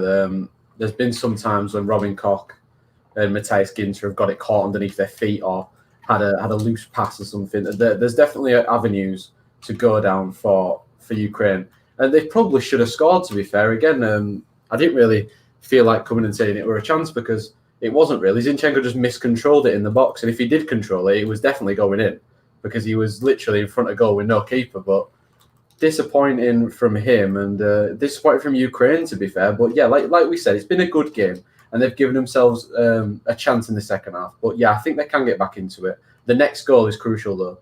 It definitely is indeed. 45 minutes left. Plenty of time for them to get back into the match. I'm going to bring Kale back in because, of course, we'll have a quick look at the group to see how things have panned out so far. Of course, both of you covering the games between Germany, Ukraine and Switzerland and Spain. So as it currently stands with this group, we've seen 3 different leaders in the space of about 20 minutes. It started off with Ukraine taking the lead at the top of the table. Then it was Spain that took the lead. And now it's Germany. But as it currently stands right now, before we go back into the second half, Switzerland on bottom with 5 points, Ukraine in third with 6, Spain with 7, and Germany, of course, with 9. Could we potentially be saying at the end of the day that it's in Germany's hands if they can hold on to a 2-1 win against Ukraine? Or do you think there's a final twist in the tail? I mean, let's just think, if this game ends a draw, we could be saying that Switzerland could win the group. which is crazy, isn't it? Exactly. Yeah, it's certainly crazy indeed. And if things stay the same, we could see Spain go down, depending on the fixtures that are next up. So this group, from looking at the start of the day, where it appeared Switzerland were dead and buried, it's completely flipped on its head within 45 minutes. Well, it is absolutely paramount that Switzerland hold on to a result tonight, because the next two games, of course, Germany-Spain, Ukraine-Switzerland. The teams around each other are going to be facing off against each other. So, as I said, if Germany, win tonight, it could put them in a real good position to top the table and go through to the knockout stages. But it's certainly nervy indeed, and I assume there might be more twists and turns still to come as some of the players coming out for the second half. But thank you very much, Kale and KD, of course, covering those games in Group 4. Are we expecting more drama? We'll have to find out, of course, as we get into the second half. In just a moment's time. But for those of you that have joined the stream, I've said if you're new, as always, do leave a like and a subscription, because it's always very, very greatly appreciated indeed. For those of you that have never been in the stream before, we do plenty of watch-alongs and goal shows across the board. In fact, we've still got more content to come on the channel as always, because tomorrow we have the goal show live from 7:30. That includes England versus Belgium. Should be a good game indeed. Then, of course, on the 17th, which is Tuesday, we've got the final set of Nations League fixtures going on between the likes of Spain, France, of course, playing as well against Croatia. And then we've got the other set of fixtures on the 18th of November at 7:30 for match day 6. And then we're back to club football once again. 20th of November, that's a Friday night. We've got Monaco versus Paris Saint-Germain from 7:45. And then the day afterwards, what a weekend of fixtures. Tottenham Hotspur taking up Manchester City. That game never tends to usually be shy of dramatic moments. Are we going to see dramatic moments once again in a absolutely, it tends to be quite a classic Premier League fixture, but do keep your eyes fixated on our channel as always. If you're new, do leave a like and a subscription as always. It's very, very greatly appreciated. But we are back underway, I believe, with the second half of the game between Portugal and France. And I assume we should be getting back underway with some of the games across the board in the Nations League. We have got, I believe, a free kick here for Portugal, which Cristiano Ronaldo is stepping up to, and he could put his side into the lead here early on. He's going to take the shot on goal. Slight deflection from one of the Portuguese players, I think, just sends it wide of the mark. And I think Cristiano Ronaldo just a little bit disappointed there that he didn't get as much curl on the ball as he would have liked to. And in fact, just looking at the replay now, there's no curl on the ball at all. I think he should be very disappointed there that he's not had a better chance on goal, but it goes wide of the mark and it is still 0-0 in this match. Just very quickly, of course, as we start up the second half of the game, you might want to know as well what's going on in the other groups ahead of tomorrow night. So we'll start up at the top. As you can see, Group 1 is very, very tight right now. Poland top with 7 points, Italy with 6, Netherlands with 5, Bosnia with 2. Of course, Bosnia have to win or else they're relegated in their game tomorrow night. Big, big match that'll be for them. In Group 2, Belgium currently top of the group with 9 points. Denmark and England just behind on 7 points. Iceland pretty much, they already are relegated, which is a real shame for them. But that's going to be massive. Belgium-England could decide on the night who goes through. Will it be Belgium or will England have a fighting chance of going through to the next round? And then, of course, we've got those two other groups going on right now, which we'll keep you up to date with as the fixtures go on for the rest of the evening. So some big games going on across the Nations League tomorrow night. I will be covering, as the main fixture on the channel, Belgium-England, which will be a very fun game to watch. Of course, the last match that they played off against each other a couple of weeks ago was a really good game. Had plenty of opportunities and was an enjoyable match to watch. And then, of course, we shat the bed against Denmark. Can we get a similar result against Belgium? I don't know. Of course, both teams might have a few of their biggest stars back after the international friendlies. A lot of players that have been rested for the Nations League. So whether we've got a couple of the bigger players out on the pitch for both sides, we'll have to find out tomorrow night. But there's some really good fixtures across the board tomorrow. You really don't want to miss it on the channel. Lots of good content, including, as I said, we've got that game between Belgium and England from 8 o'clock. And then other games going on alongside it. We've got Italy facing Poland. That should be a good game, of course. Italy being on fire right now, international stage. Romania taking on Norway. Doesn't look like that's going to be happening now, unfortunately. Just a few COVID issues. And then there's other games on the side. Hungary taking on Serbia. Two very good teams on their day. We could see them facing off against each other tomorrow night. Denmark, Iceland, of course. That's a big one for the group as well, with England in. If Denmark win, which you'd expect them to, then England will have to win, or else their Nations League campaign is done and dusted tomorrow. And then there's other games, including the likes of Moldova, Greece, Austria, Northern Ireland as well, and Slovenia, Kosovo, which we'll be covering tomorrow night in the Nations League. So do keep your eyes out for that from 7:45 on the Sports Corner YouTube channel. But we're 5 minutes in here to the second half of Portugal and France, and it has been a little bit more quiet than that first 45 that we had a few moments ago. Of course, it was a really eccentric 45 minutes of action with plenty of chances. But remember, we're only 5 minutes in, still a long way to go in this match. You know, if you looked at that first 45, you'd probably think to yourself, how is it ended 0-0? We had the chance which Martial hit the bar with. Ronaldo missed a really good opportunity from a header. Although, we've got a chance here as Kingsley Coman comes forward. There hasn't been any changes in the match as of yet. He's just on the right wing, trying to do a few skills, but good defending from Rafael Guerreiro just stops Kingsley Coman in his tracks. He does very well indeed to the Dortmund fullback / midfielder to stop him there. And then Bernardo's put, come on, you Spurs. I mean, Spurs, not long to go until you play Manchester City. I bet you're looking forward to that match because I am indeed. It's going to be a great weekend of fixtures. There's a lot of good games going on in the background. So we'll, of course, keep you up to date with what we'll be doing with that weekend of action because it could be another weekend of football potentially on the channel. But Portugal just having a bit of possession here in the defensive half of play, which is very rarely said. You know, usually it's one of my common traits to say, oh, the ball's in the defensive half of play. And it's very rare to say that right now. Both teams looking to push forward as quick as they can and get those good opportunities on goal. I mean, Lloris and Rui Patricio have been tested a few times here, and Kimpembe's given the ball away on the right wing. Bernardo Silva's just got the ball back. Could be a potential chance here for Portugal to capitalise from a mistake. The ball's with Bruno Fernandes, who tries to get a ball towards William Carvalho, but he just gives the ball away. Very unlucky indeed. And Portugal, that chance just goes missing. But we have had a goal. We said it was going to be a pivotal 45 minutes of action between Sweden and Croatia. Remember, both teams have to go out and win this game if they want to survive. The question is, are Croatia back in the game, Will? Or is it done and dusted and Sweden are 3-0 to the good? A chance in my game? Indeed. There was no chance in my game. Oh, he's just come off my saying a goal. That's very awkward. That's a shame. I don't know why. Mine literally just came in with goal. I thought there'd been a goal then. I must be behind that, but there's no goal in my game. No, it's all right. It came up on my screen saying goal. Unfortunate. 2-0 either way. Has there been any improvements in the second half? It is still 2-0, and no, there's not been many major chances. There's been no goal, mate.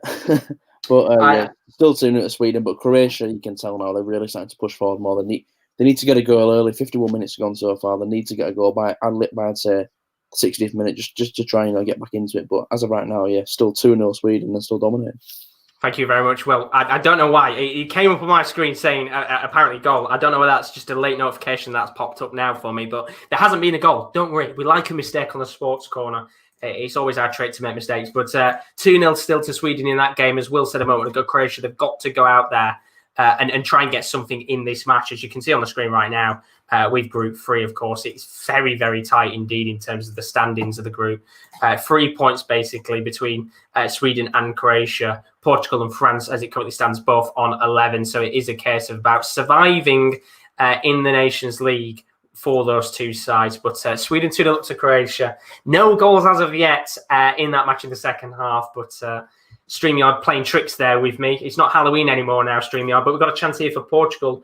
France to come forward. It's a mistake there from Rui Patricio, who parries the ball away. And this is a play you don't tend to often say scores. N'Golo Kante has put the ball into the back of the net, and it's lovely to see. He's got a big, massive smile on his face. And it is 1-0 to France. And, it's a really poor opportunity, I have to say. It's a ball parried away from Rui Patricio. He puts the ball towards his right-hand side. Rabiot initially with the shot, parries the ball away, and N'Golo Kante is there to get the rebound into the back of the net. And, it's the simplest finish N'Golo Kante is ever going to get in his career. And you have to say that's a really poor mistake from Rui Patricio. And we said, is this game going to end 0-0? It was highly doubtful. And Kante gets that first goal of the match. We're about 7 or 8 minutes into the second half. And it's lovely to see he's got a nice big smile on his face. And I think he is the football sweetheart. He's in the football darling, I guess you could say. for a lot of fans across European football and world football. And it's his first goal in 4 matches, apparently. And France are 1-0 to the good, courtesy of that Rui Patricio mistake, which means the complexion of the group is now looking like this. 13 points for France, 10 points for Portugal. You could pretty much say France would be expected to go on and go through into the knockout stages of the Nations League if it stays like this. Of course, Portugal got to take on Croatia, France taking on Sweden, but there's still lots of time left in this game. But as it stands, France have taken the lead, and Portugal are going to make a change here, and it is that in-form man, Diogo Jota, who's going to be coming onto the pitch in a moment, and I would take a guess that it'll probably be Bernardo Silva coming off, because I haven't really seen much of him in this game so far. But we are going to go to KD, because there has been a chance in his game between Germany and Ukraine. I really hope this is right and StreamYard isn't messing about with me. KD, what's happened in your game? No, you're right. You are correct. Ukraine, massive chance to make it 2-2. Zinchenko found himself free in the box and he hit his shot, deflected off the heel of Nicolas Sula onto the post. Leroy Sané is holding his back. I think he might be coming off injured. But massive chance for Ukraine to make it 2-2 and very, very unlucky. Very unlucky indeed. Thank you very much, KD. As always, Ukraine trying to get their way back into that match. They need to get a point at the very minimum to keep that group well and truly wide open. But we're going to go over to Kieren L now because there's been a massive chance in his game between Switzerland and Spain. The question is, was it a Switzerland chance or a Spain chance, Kieran? It has to be 2-0 to Switzerland. It's a switched ball, a massive diagonal, and Unai Simon comes to claim it on outside his box, so he's running to try and volley it clear. He misses it completely, so Seferovic is through on goal.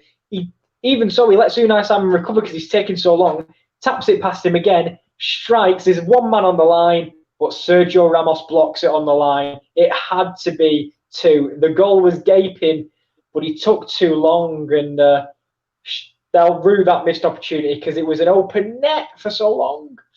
I was about to say very unlucky. I think it's just very bad play from Seferovic there. But Switzerland, big chance there. Thank you. Penalty. Oh, I was just about to leave as well. What's gone on?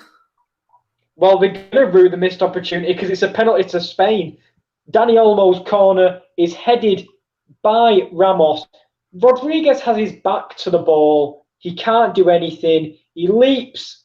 He heads. He's turning around to see where the header's gone, and it's hit him on the back of the elbow. It's the rule. I don't know. It's unfortunate, but in the laws of football, of course, now it probably is a penalty, unfortunately for him. But a big chance for Spain. Yeah, and Ramos, obviously, of course, on his 177th appearance, I think he's now the most capped player in Spanish history. He's going to step up to think it after blocking it off the line. He's already a hero. He might just make himself even better here as he steps up to take the penalty. Hits the post! He's missed! Wow. Right, the players are congratulating Sommer. If he saved this is right in the corner. And it's hit the outside of the post, but Ramos goes from blocking it on the line to earning a penalty to missing the penalty. Unbelievable. Corner, it's a corner, so it's a great save by Sommer. That corner's whipped in. Ramos heads it! Saved by Sommer! Jesus Christ. Wow. Well, what a roller coaster that was for Sergio Ramos. But if he saved it onto the post, that's brilliant from Jan Sommer. I'm seeing it again. It's to his bottom right. He has saved it. Brilliant save by Sommer. Ramos did the stutter step and he's missed. Great save. He didn't hit the post. Great save. Unbelievable. Thank you very much, Kieran L. Because Sergio Ramos very nearly went from hero to villain, back to hero again, but now he stays as the villain. Unbelievable. And what a save from Jan Sommer. Thank you, Kel, as always. Somehow, it's still 1-0 to Switzerland. Absolutely incredible. It could have been 2-0 a moment ago, as Kieran said, of course. Harry Seferovic with a big opportunity to pretty much put the ball into what was an open goal, and somehow he's missed the opportunity. Spain go up the other end. They get a penalty. Ramos takes it, makes a save, Sommer, which is incredible. And then Ramos very nearly scores from the corner, which was given from that penalty save a moment ago. Absolutely incredible. And well, Ramos there, going through a roller coaster of emotions. I think Kieran was going through a roller coaster of emotions there. That was a big opportunity for Spain to get back in that game. But as it currently stands, somehow Switzerland still in the lead in that match. And somehow France haven't taken a 2-0 lead in this game. It was Paul Pogba in the box. This was a very Manchester City-esque goal. Of course, you'll remember back in the day when Alexis Sanchez was at the club, there was the ball that was pinged into the box towards Pogba. It pretty much was a very similar situation in terms of how that was directed into the box. Although they've just hit the post, Portugal. Felix on the rebound, takes another shot. Drama in this game. There's no time to speak. But as I said, somehow Pogba, who pretty much is open, nobody's marking him, tries to head the ball down low. Lloris makes the save. Big chance missed for France. And now a big chance missed for Portugal here. I mean, I don't know who took the long-range effort on there, but he was about 35 yards out. Lloris makes the save. Then he comes out. Felix then hits the post. Then he comes back to him again, and then he misses the rebound. And, well, Portugal knocking on the door here, trying to get back into this game. And what a match this has been. Really, really enjoyable. And, of course, there's lots more opportunities you'd expect in this game. But it was William Carvalho that came off a few moments ago for Diogo Jota. As you expect, they've got to go a little bit more attacking in this game now, Portugal, if they want to finish top of the group. Remember, finishing top of the group gives you that qualification to the knockout stages of the Nations League in October 2021. So unbelievable scenes across the board here. Crazy scenes in Switzerland right now with that Switzerland-Spain game. Just drama across the board. And, of course, we very nearly had 2 really good goals in this game. But Cal's put Wales playing Republic of Ireland tomorrow. Let's hope the lads watched the rugby yesterday to get them riled up. Also, good luck to Katie Tyler later tonight. Very best of luck there. Of course, big game between Wales and Ireland. I watched that previous game. They played off against each other. It was awfully boring. Let's hope it's not the same way this time, of course. Republic of Ireland and Wales should see a good match between those two, of course. But 60 minutes on the clock here. Somehow, still 1-0 only to France. I think we should have really had a goal from Portugal. And it was, of all people, was that Jose Fonte who took the 35-yard effort on? I think they were panning there towards him. No, it wasn't. I'm glad it wasn't. It was Raphael Guerra. For a second, I thought Jose Fonte nearly just scored an absolute scream. It was Raphael Guerra in the end who took the shot on, of course. We were talking about the Switzerland game, so I didn't really get to see who took it on. But for a second, it looked like it was Fonte who'd got it. It was actually Fonte who then resulted with the post shot a moment ago. So he was involved in somewhere with an opportunity. But, I mean, absolutely crazy moments there. But we're going to see a yellow card coming out here. Hugo Lloris going into the book. I don't really know what for here because I don't think he's time wasting or anything. I don't know what the ref's giving it for. And well, Lloris isn't having any complaints. Not really fussed about it, to be honest. Doesn't really care. I don't know what's happened there. He might have said a few words or something to the referee. I don't know, but he doesn't seem fussed about the yellow card. And eventually, he's going to hit the goal kick. But that was a mad chance from Raphael Guerra there to score an absolute wonder goal. But still stays 1-0 to France in this game. And across the board, with just under half an hour of action left, as it currently stands, of course. The main game right now, Portugal 0, France 1. Sweden still currently 2-0 up against Croatia as it stands in that match. Germany 2-1 against Ukraine. All the goals coming in the first half of that match so far. Still haven't had a goal in the second half as of yet. Although there was a big chance for Ukraine in the first few minutes of that second half to equalise.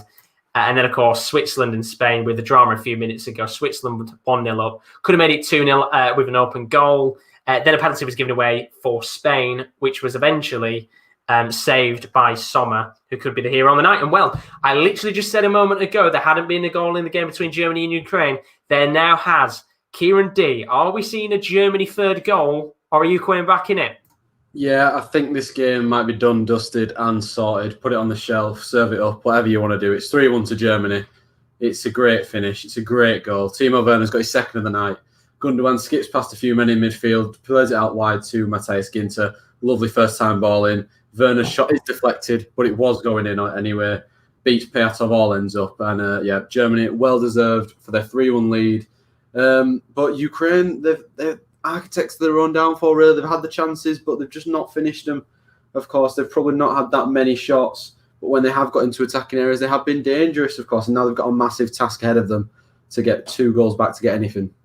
You certainly have indeed. Big task. Thank you very much, Kieran D, as always. Well, it looked like the group was going to get very interesting with how it was panning out in that game between Germany and Ukraine. Germany now look like they have got a foothold in that match.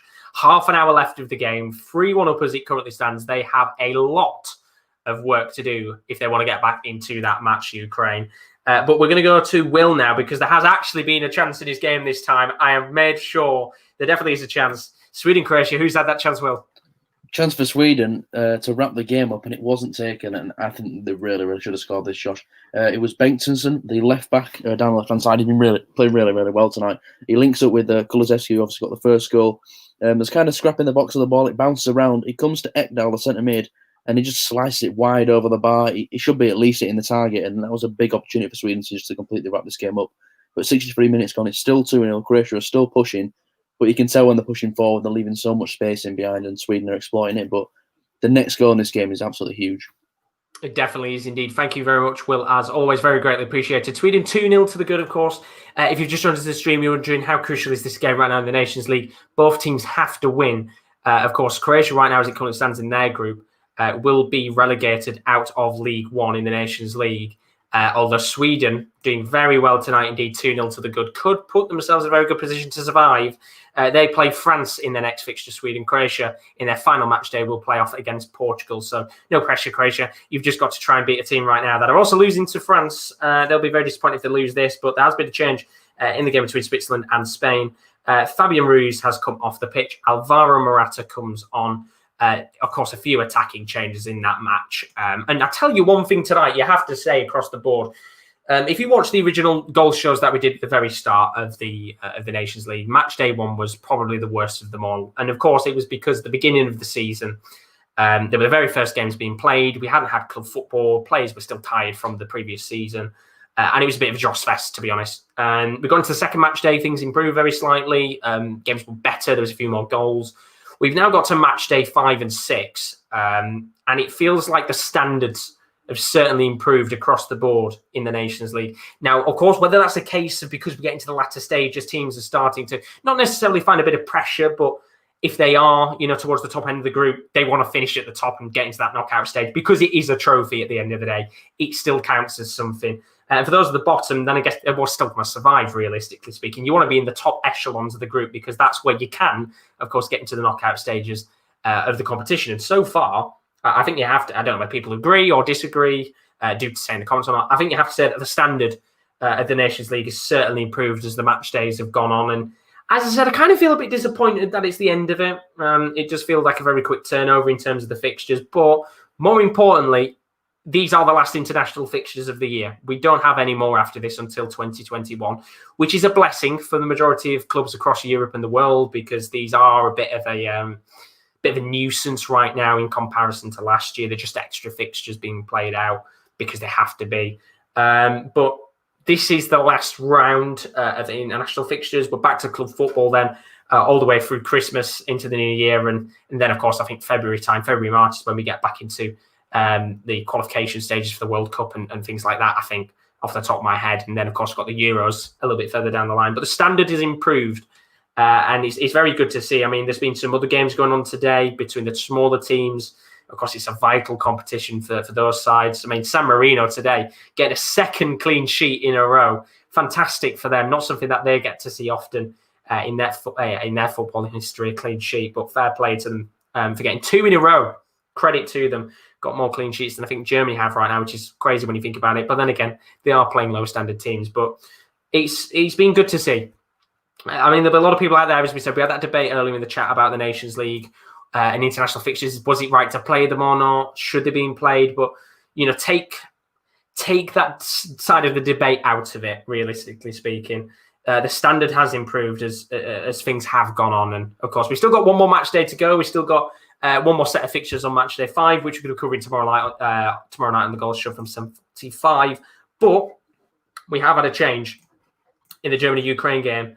Makarenko has come on. Stepanenko coming off. Of course, you would expect now Ukraine to try and push a little bit more in that game. Maybe get one goal back in that and really test Germany and put them under pressure. We've seen Germany over the last couple of weeks and months fold under the pressure. You remember, of course, that game a few weeks ago when they played Switzerland in a 3-3 draw. That was a great game of football. Probably the best example of the Nations League so far this year and the best game across the board. They also got 3-3 draw against Turkey as well. So They have had certain times where they've buckled under the pressure. Don't think they will tonight, but with 20 minutes of action left, you really do never know what's going to happen. I'm going to change the counter very quickly. We are towards the 70th minute of action in these games, and we are getting a few substitutions in these matches as well. I think a few players getting ready to come on for Portugal here, which we'll find out in a moment's time. But we had a change of moment for France as well. Thuram has come onto the pitch for Kingsley Coman, which is fantastic to see because Thuram's been in fine form for Gladbach over the last couple of weeks. So we'll have to see what happens there. But they're coming forward right now, France. It's Rabiot on the left wing. Tries to flick a ball into the box. Good defending there by Jose Fonte. It's going to go out and play for a corner. Can France get a 2-0 lead and really kill this game off? They've got 20 minutes left of this match. And, of course, Marcus Thuram is on the pitch. And I think that is one of the players you want to guide the ball towards. He's a very tall player. Rui Patricio has got some work to do here. So let's find out what happens with this corner in a moment's time. In fact, it's going to be throwing, it looks like. Referee's changed his decision there. Thought Fonte cleared it out. Referee's giving it as a throw. But Frederick's putting the chat. You do a great job, guys. First time I've joined a watch-along, been with you with the two last deadline days. Keep it up. Well, you're going to get the gesture of the Gareth Bale heart. Thank you so much, Frederick. You absolute legend. Very, very greatly appreciated, as always, for the support. And there's a lot of regulars in here, which is always nice to see. It keeps the chat flowing. It makes it easier for me when games are a bit dull. But we are now going to get a corner here for France, which Griezmann is going to take in a moment. And then there are two changes that Portugal are going to make in a second. I think one of those is Francisco Trincao. But let's see what happens here, because they could be 2-0 down by the time those substitutes come on. Griezmann's standing over it. He's going to lob the ball into the box. It's a fairly decent corner. That's gone towards Marcus Thuram. He tries to backheel it. But in the end, I think there's a foul as the corner goes in. The referee blows the whistle. Going to give that as a free kick, I think. And yeah, there was a foul in the box there. It was Pogba on Jose Font. And well, not much Font really could do there in terms of stopping Pogba because, well, he's certainly a good player in his day, Pogba. And the build between Font and Pogba, well, you know, Pogba is built like a man mountain, let's be real. But the real changes now for Portugal. Bernardo Silva is going to come off for Francisco Trincao, which I've got to say, very excited to see what he can do in this last 20 minutes. And I don't know if there's been another change as well. There were two players on the touchline. There was indeed. Bruno Fernandes has come off the pitch. João Moutinho is coming on, the veteran Wolves midfielder with 19 minutes left of the game. Bruno Fernandes getting rested. Of course, still 1-0 down right now, Portugal. Lot of work to do if they can get back into this match.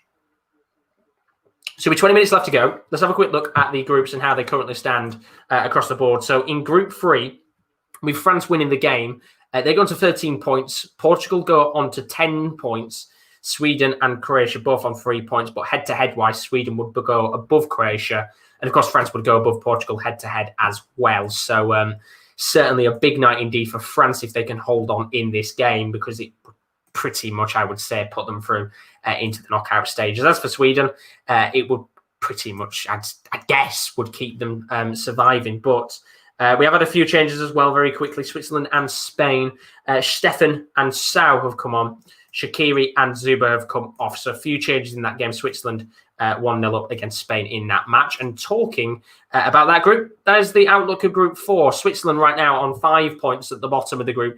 Ukraine still on 6 points right now. Of course, losing to Germany, who are on 9 points at the top of the group. Spain right now still losing, means they're on 7 points.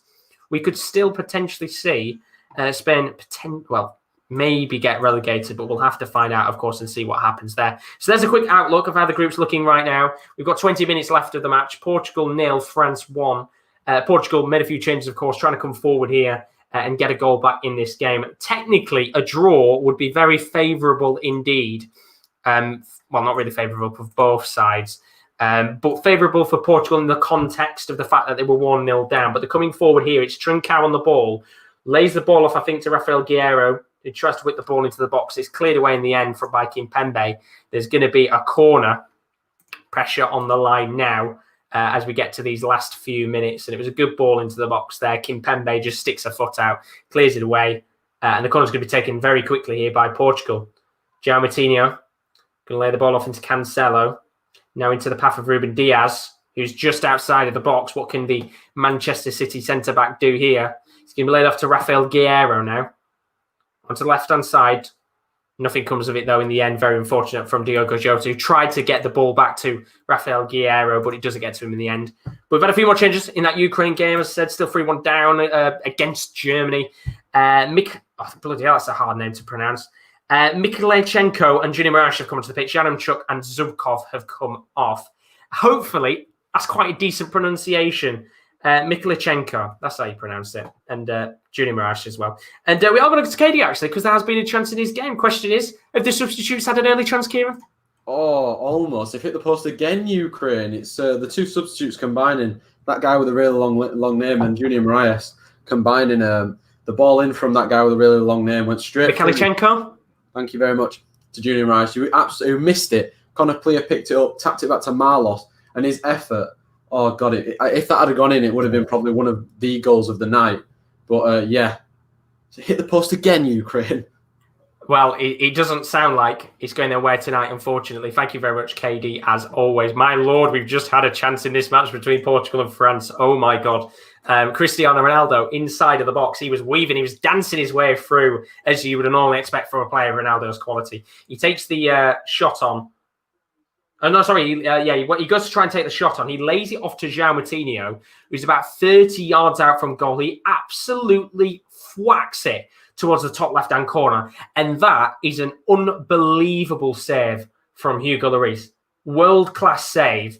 You're expecting that to, ripple into the back of the net, but somehow Lloris gets a touch. Save of the night, potentially. João Moutinho has his hands on his head. He expects that to go into the back of the net, and somehow it's still 1-0 to France. Unbelievable work from Hugo Lloris. Portugal knocking on the door to try and get an equaliser in this game. As I said, still 1-0 to France in this match. But we're going to have another change as well. Of course, we talked to KD a moment ago. Ukraine hitting the bar twice. Certainly doesn't sound like it's going their way in the second half. But we've had a change for Germany. Julian Brandt has come on. Timo Werner, who scored a double tonight. Chelsea fans will be absolutely ecstatic with that. He comes off the pitch with about 15 minutes left of action in that match. So as it currently stands with 15 minutes left to go, Portugal 1-0 down to France. Sweden still 2-0 up against Croatia. Germany 3, Ukraine 1, and Switzerland 1-0 up against Spain. I'll talk about those three other games in a moment because we've got a corner here for Portugal. Can they make the most of this? It's going to be lobbed into the box from Raphael Guerreiro. It's a great cross into the box indeed, but Ronaldo gets a touch on the ball and it's not the greatest connection from the Portuguese forward, although the ball's kept in play here. There might be one more chance for this ball to get lobbed into the box. It's going to be Ruben Dias laying the ball off to Trincao. He's on the far right-hand side. He tries to get it back to Ruben Dias once again, but he misses it in the end. And unfortunately, it looks like that Portugal attack. Oh, no, he's going to come to something here because he's back to Guerreiro on the left wing. Lays the ball into the box towards Ronaldo. What a block that is. Oh, my word. Kimpembe just launches himself in front of Ronaldo. I mean, he's down right now on the floor injured. Hopefully nothing too serious. But you expect in that situation, Ronaldo's at the near post. You think that's going in the back of the net. But Kimpembe, he just absolutely throws himself at Cristiano Ronaldo. Gets in front of him. Makes it so awkward for Ronaldo to get a touch of the ball. And he's going to have to play for a corner. But that is absolutely outstanding defending from Kimpembe. Really, really good indeed. You expect that to go into the back of the net once again, but really good work from the French centre-back. But I'll just put Chelsea fans as excited as Liverpool fans when Firmino scores only for Brazil. And then counterput, strange question, have you ever played PES? If so, do you prefer PES or FIFA? I have indeed, Kyle. We did a tournament not too long ago, actually. We did a virtual Euro tournament on the channel and on Twitch as well, which sometimes I'm live on Twitch with Football Manager here and there. And we did a tournament in lockdown, the previous lockdown, where we did a PES virtual Euro 2020 simulated tournament. So everybody got a team, games were played out. It was really, really fun indeed. But I played PES from time to time. Certainly is an interesting game indeed. And I'm very tempted to do that Euro tournament again at some point and condense it down a little bit as we get close to the Euros next year. But Will's put in the chat, big up Israel semi-finalists. Will had Israel in the competition. They made the semi-finals and nearly won the tournament. That's PES for you. If it was FIFA, I don't know whether that would have happened or not. But then again, I don't think Israel are in the game, so they wouldn't have made it through anyway. But incredible tournament indeed. I know Katie's saying, fuck that Euro tournament. And I know exactly why he's saying that. We'll not talk about what happened in that game. But let's go to the other three games that are currently live right now in real life. Sweden 2, Croatia 0. Of course, Sweden in that game First international goal for Kulusevski, which is fantastic to see. But I'm going to have to stop for a second because there is a penalty in that game between Switzerland and Spain. Is it another Spain penalty or Switzerland got one? It's a Spain penalty. I almost had you there, Josh. I thought you had me for a second. And Elvedi sees a second yellow and he's off. That is unbelievable. It's a great ball through to Morata, and it feels so much different with him having a central striker. Elvedi tries to make the last-ditch tackle to make the defining tackle, that heroic almost, but he catches the legs of Morata and he brings him down in the box, and it's a definite penalty. It's a definite yellow card, and it puts Switzerland's back. If it wasn't against the wall already, it's definitely against it now. Ramos up against Sommer again. This time Ramos, he does the same sort of set, and he's missed. He's missed again. He's missed it. He's become the villain. With this technique, he's going for the Panenka, and he doesn't get off the ground. It is a horrific penalty. It's absolutely awful. He's going for the Panenka, and he messed it up, and he's put it straight into the hands of Jan Sommer. I don't believe it. Awful. He's so experienced, but he got too cocky. He had his ego in check, and that's what's happened. Unbelievable, John. On the Ademola Lookman Panenka scale, how bad was it? Was it worse or was it similar? Worse, because this one actually didn't get off the ground. It didn't get off the ground, but Switzerland have 10 men. So exactly. It's not over yet, but I tell you what, Sergio Ramos, you completely deserve that for trying to get too cocky. Jan Sommer must be in the man's head because unbelievable. Well, it's certainly a dramatic game indeed. It currently stands right now 1-0 to Switzerland. Switzerland down to 10 men, 10 minutes left. Ramos has now missed 2 penalties. One of them was saved by Sommer. Incredible game indeed. Incredible. We're going to go over to Kieran D now. Thank you very much, Kale. Drama for a 1-0 game. Unbelievable. Let's go over to KD right now. Let's talk about that game with Germany and Ukraine. Who's had that chance, Kieran? They've hit the post again, Josh. Is that the third time now? 30 yards out. Junior Rice just thinks, F this, I'm hitting it. So it takes 2 deflections. It's beaten Neuer, all ends up, and they've hit the post again. I can't believe they've not scored. Imagine if those 3 times they've hit the post had gone in, they'd be winning. Unbelievable. It really doesn't feel like it's Ukraine's night, does it, Kieran? No way.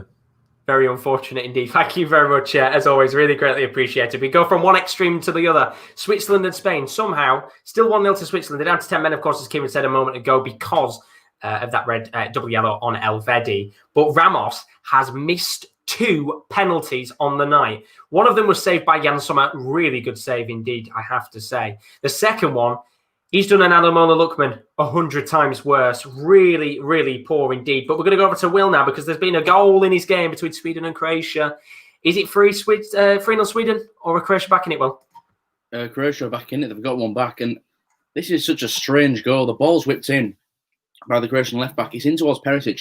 And I think Perisic is trying to head it down to the striker in the box. He goes to head it down, but it comes off the Sweden defender head. It comes off his head. He doesn't have a clue what's going on, the Swedish defender. Hits him in the head, goes towards the goal. The keeper is wrong-footed, gets a hand to it, but the ball goes over the line. And I don't think Perisic meant to do that, but the ball's in the back of the net. Croatia have got one back. There's 10 minutes to go here, and this game's far from over. Very, very nervous indeed. Lots of potential action late on in that game. Thank you very much, Will, as always. I have just seen the penalty for the first one, which was a good save by Jan Sommer. It's the second one, of course, going to see in a second. And I mean, the first penalty was really awful, but we'll see that second one in just a moment's time, of course. Sergio Ramos having the worst night I think he's probably had for a long time. 2 missed penalties, 1 saved, 1 attempted Panenka, which didn't even leave the ground. He really has turned himself into a villain tonight, indeed, for Spain. But, Casper, why do players try to be clever with pens? Just blast the ball. At least if the goalie saves it, you can say they tried. That's exactly what I say about penalties. Just hit it. And at least then, as you said, it's a good save if you blast the shot, unless you blast it too high. But it's absolutely awful indeed. Absolutely awful from him. And I'm going to have a quick look here now to see with the potential, with the penalty that was given. Let me have a quick look here. So I'm looking right now at the Panenka chance from Sergio Ramos, and that is the worst penalty I think I've seen in a long time. He does go to Panenka it, and somehow just absolutely cocks up, doesn't even leave the ground. Awful, awful penalty from Sergio Ramos, and that's now 2 awful penalties he's had indeed. So somehow Switzerland still won up against Spain. And then, of course, we talked to Will a moment ago about that game between Sweden and Croatia. They're back in it. Own goal from Marcus Danielsson means that is going to be a very interesting game with 10 minutes to go. Remember, a draw isn't good enough for either side here. They have to go out there and win. If they win tonight, it doesn't technically mean they're safe, but France take on Sweden in the next game. Croatia take Portugal. So if Sweden win, you would probably say, unless Croatia can do something incredible against Portugal, that Sweden will stay up and Croatia will get relegated. But we're going to go over to KD now because there's been in a chance in his game between Germany and Ukraine. Surely, Kieran, they haven't hit the post for the 5th time. They've not hit the post, but they should have scored. I'm not quite sure what Zinchenko thinks he's doing, to be honest, because Marlos puts the ball into the box and Zinchenko is unmarked with the goalkeeper. He should just lever it and it's probably 3-2. Instead, tries to cut it back for Junior Moraes and it's easily cleared by Matej Ginter, who looks injured. But yeah, poor from Ukraine again. Poor decision-making from Zinchenko. Very poor indeed. Thank you very much, KD. Ukraine just not having it their way tonight. They started off in that first half, as we said, with the first goal of the match. It was 1-0 in that game to Ukraine. But ever since then, it seems like he's cursed them. So he says 3-1 to Germany. And as that's just happened, Zinchenko's come off the Karatin. Is that just because of the moment, what happened a second ago? We'll have to find out, of course, as time goes on. We'll talk to Kieran at the end of the game about what's happened there. But Germany 3, Ukraine 1. They've hit the post 3 times tonight, Ukraine. Doesn't look like it's going to end with a draw at the very least for the away side tonight. Germany, of course, doing very well in that game indeed. But when I was put Bon Ramos 2020, he's had an absolute stinker because you've only got to remember, if you've watched Liga before these games actually started up, you will remember, of course, that the last game Ramos played in, I believe, he actually gave away a quite blatant handball against Valencia in their 4-1 win. And it was a terrible handball indeed. So he's having an absolute stinker of a few weeks, not just for his club, but for his country as well. But back to this game, we haven't been able to talk about it for a few minutes here because France have got a corner with 5 minutes left to go on the clock. Griezmann's going to loft the ball into the box. It's going to be cleared away by Jose Font. Some good defending indeed from the veteran Portuguese centre-back. And it's going to go all the way back to Lloris. Yeah, not really the greatest corner in the world there from France. But they're still 1-0 up in this game. Portugal looking to push to get that equalising goal in the match. Of course, an equaliser now for Portugal would do them big favours indeed. They've got to play Croatia in their next match. Portugal playing Croatia, France playing off against Sweden. So realistically speaking, France need that win, and it should cement them going into the knockout stage of the tournament in 2022, I think it is, or 2021. But Portugal, if they can get a point now, they'll be fairly happy indeed. And then I forgot to say, there's been a few changes as well in this match while other things have been going on in the background. Danilo Pereira came off and João Felix came off as well. And on came Sergio Oliveira and Paulinho. And there was another change as well in the match. Anthony Martial, he came off in the game for Olivier Giroud. So a few changes later on into this game. And then we've had another change as well in the Germany game against Ukraine. Leroy Sané's come off the pitch. Waldschmidt has come on in the last couple of minutes of that match. So we are towards the final 3 minutes of this game between Portugal and France. Just very quickly, the outlooks of the group with a few minutes left to go. As it currently stands, Portugal will stay top of their group on 13 points. And in the other group, Germany will stay on top. But remember, Switzerland are currently down to 10 men in their match against Spain. Can they nick an equaliser in the match? There's calls here for a penalty, though, in the Portugal game. Cristiano Ronaldo just a bit frustrated with the referee there, but he's had a really good game tonight. The referee, I think, let this game flow very, very well indeed, made the correct decisions across the board. And it has been an enjoyable game, I have to admit. Not really being able to take my eyes away from it, to be honest, because there's been so many good chances across the board in this match.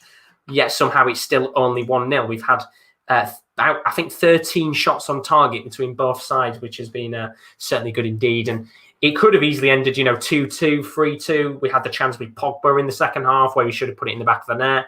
In the first half, Martial missed a really good chance, what you could say sitter, potentially. And then Portugal as well. Ronaldo missed a very good header, which he should have put into the back of the net. João Moutinho's long-range effort, which could have gone into the back of the net as well. There's all the if, buts and maybes in the game. And I'm just looking at that potential shout there. And, well, the shout a moment ago for the penalty wouldn't have been a penalty. It would have been a free kick. Trincao looked like he'd been fouled, but it was actually just really good play from Trincao to try and get a free kick or a penalty, but it doesn't come to anything in the end. But France are coming forward here. There's a few plays forward. Marcus Thuram lays the ball off to Griezmann, who tries to flick it towards Rabiot on the left wing, just can't get towards him. And now Portugal have a chance to come forward here, although the referee is going to bring it back for a free kick. Lucas Hernandez going down from a foul from Sergio Oliveira, and with a minute left to go on the clock, it could be all over here for Portugal. I don't think we'll see a great deal of additional time added on, maybe a minute or two if we are lucky. But I'm going to put now, we're in the 90th minute because we pretty much nearly are. Are we going to see any late drama? Can Portugal get an equaliser in this game? Can Croatia get an equaliser against Sweden? Will Ukraine hit the post another 6 times before the end of the game?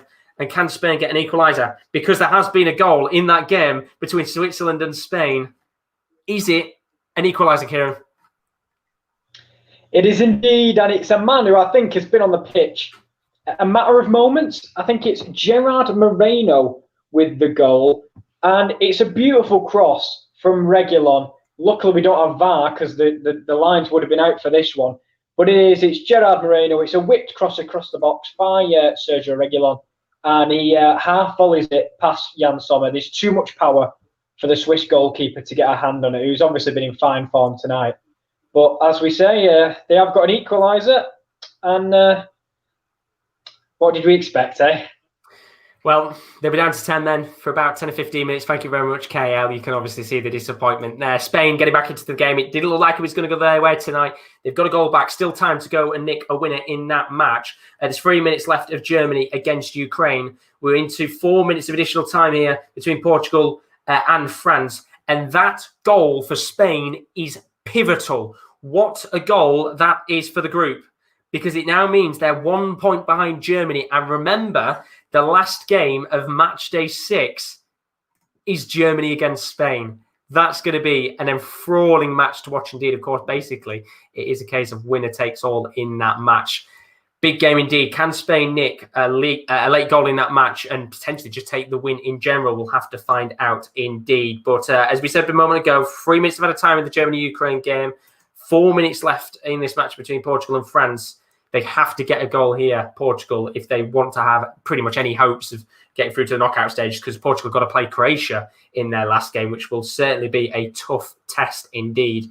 As for Sweden and Croatia, Sweden's still winning that game, which is fantastic. For them, of course, it would put Croatia to the bottom of the group, which we'll look at the table in a moment and, of course, see if anything's changed late on in the match. But we've got 2 minutes and a half left here with Portugal and Germany. France, not Germany. Germany, of course, playing off against Ukraine in their game. Ronaldo, they're very nearly with a good chance to put the ball into the back of the net. Rui Patricio having to come out of his goal. Lloris coming out of his goal. I have a nightmare here. Lloris coming out of his goal absolutely wipes out Ronaldo in the process. Somehow he stays up on his feet, which I'll give him credit for there, but a good chance indeed a moment ago. And then just seeing the goal back, which N'Golo Kante scored early on in that second half. It was just a rebound from a shot originally from Rabiot. Good finish from Kante. Of course, a lovely player on the pitch, but not much time left in this one. 1-0 to France as it currently stands. And it is full time between Germany and Ukraine, of course. Germany getting a win. And Ukraine had their fair share of chances tonight in that match. They hit the post 4 times in the game, I think.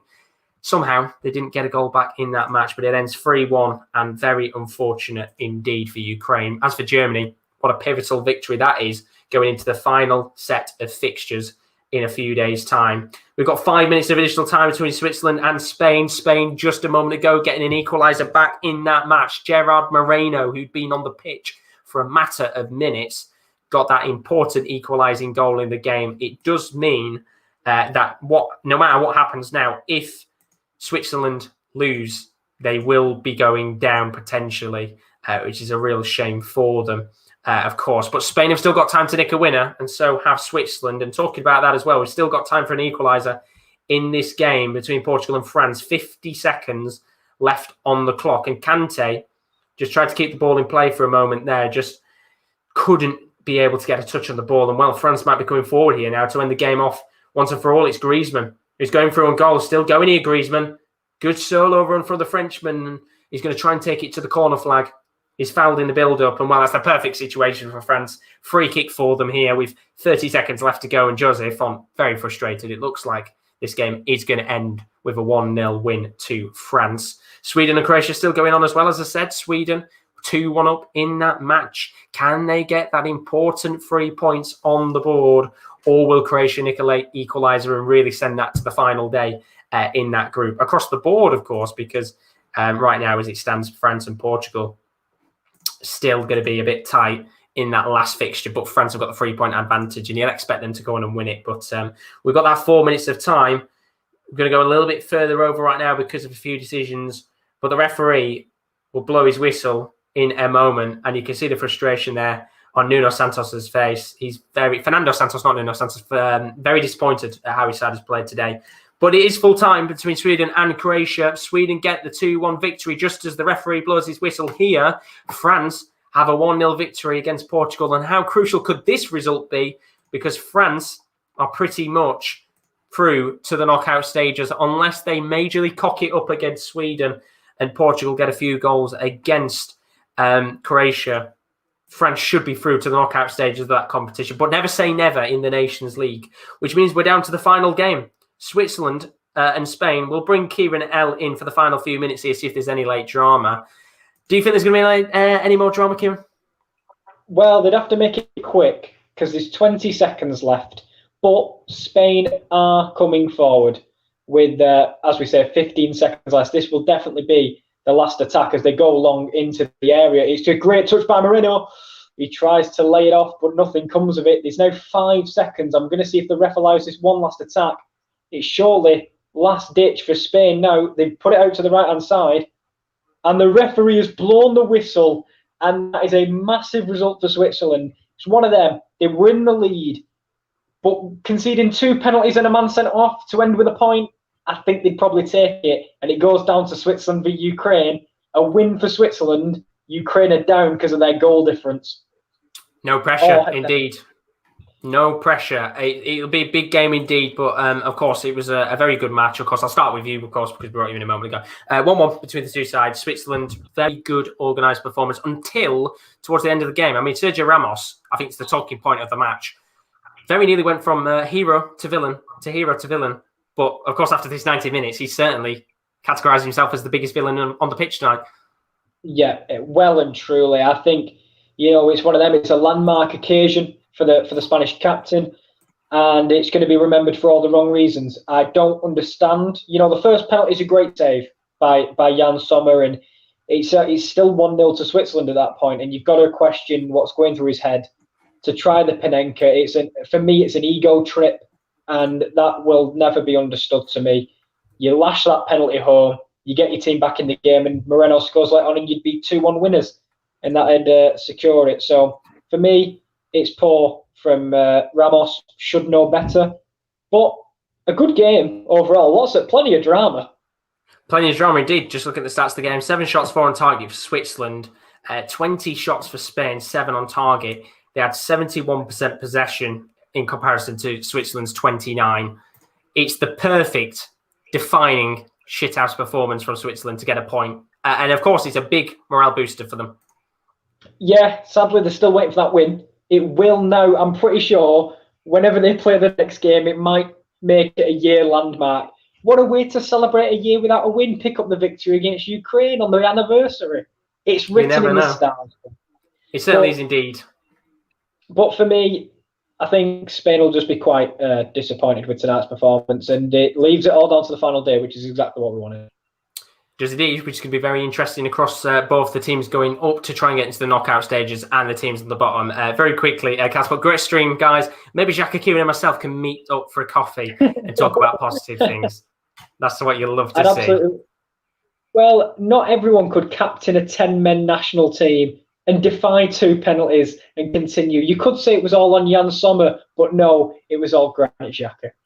Certainly is indeed. Thank you very much, KL, as always. 1-1 between Switzerland and Spain tonight. Switzerland down to 10 men with that red card, of course. Granit Xhaka being the hero, you could say, if you're Granit Xhaka enthusiast. Some are doing very well tonight in goal, as always. Ever present, not just for Gladbach, but for Switzerland as well. So let's move on to the other game in the group. Germany, Ukraine, 3-1 win tonight for Germany.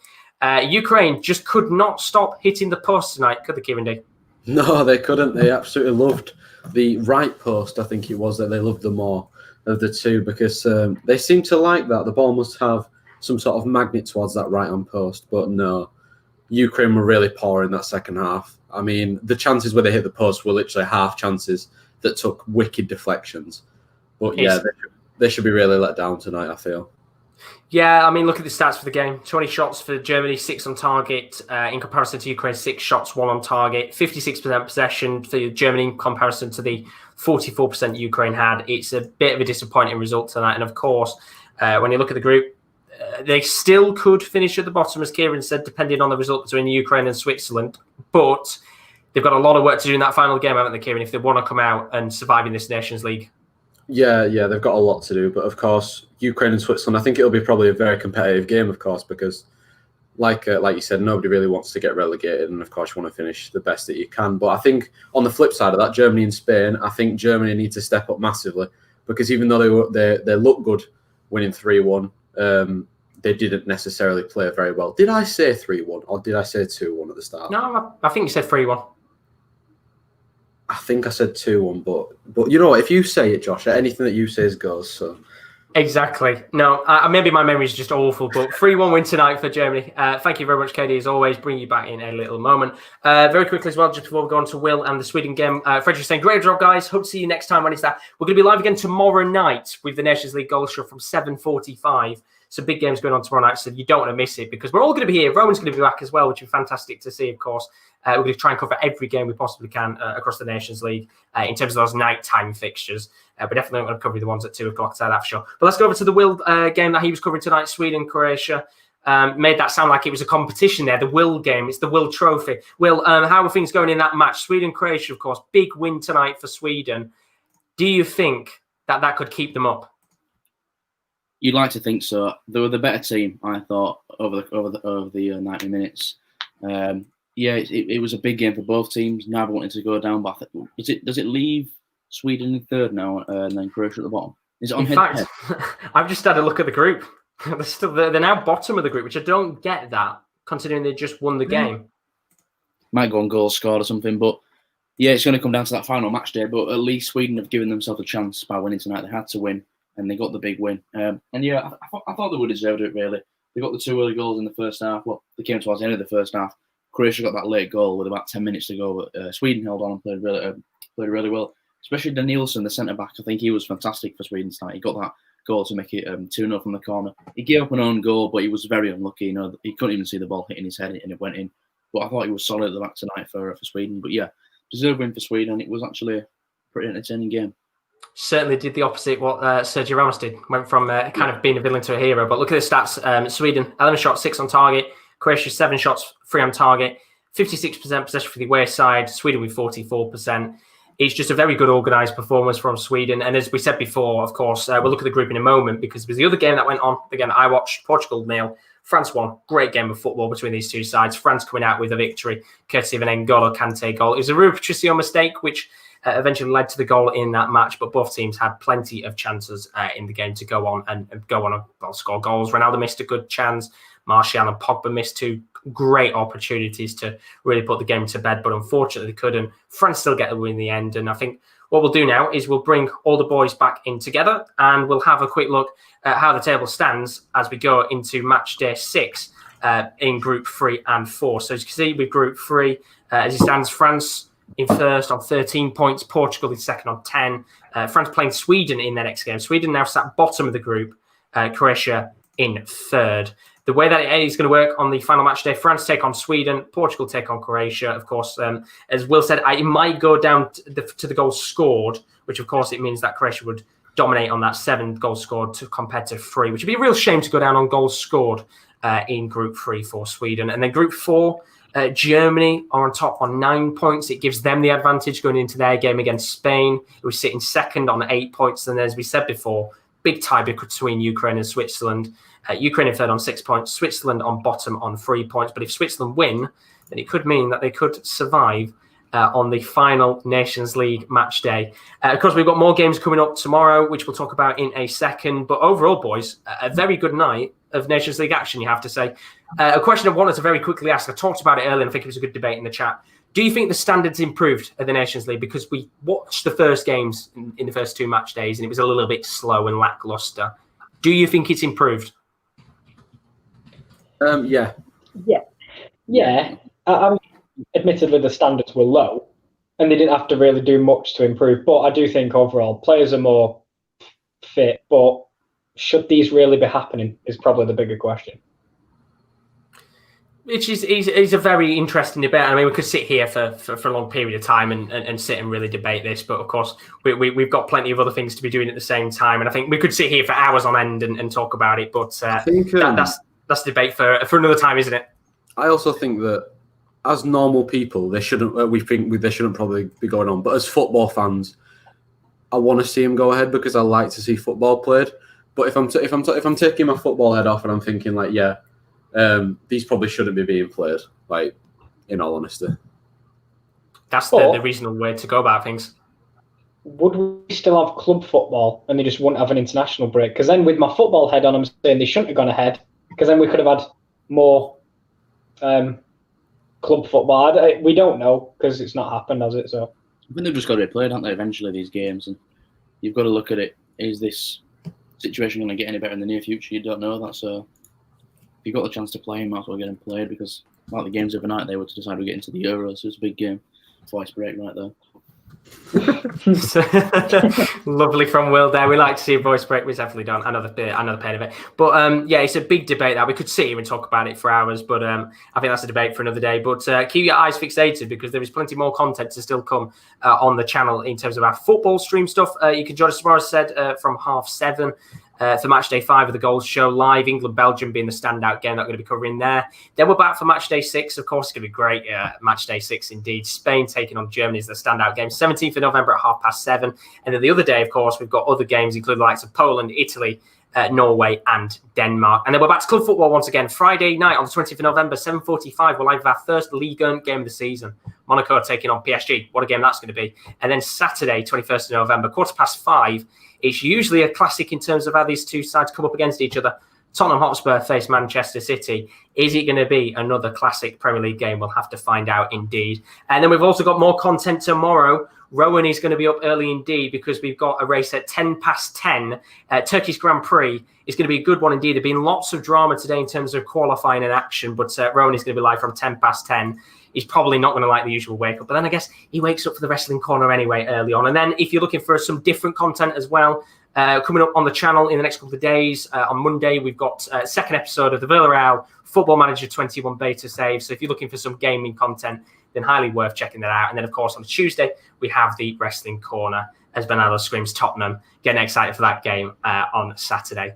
But thank you very much, boys. It's been a fantastic night of action. Really good games across the board. Thank you very much, Will, Kieren L, and Kieran D, as always. Thank you, Josh. Thank you, Josh. Thank you very much indeed. Yes. We will be back tomorrow at 7:30. I've got England. Is it going to be a good game? I'll have to find out. Or is it going to be a boring one? Probably be the latter. But as for now, have a great rest of your morning, evening, or afternoon, wherever you are. Do join Rowan, of course, tomorrow at 10:10. But as for now, we'll see you again soon. Good night.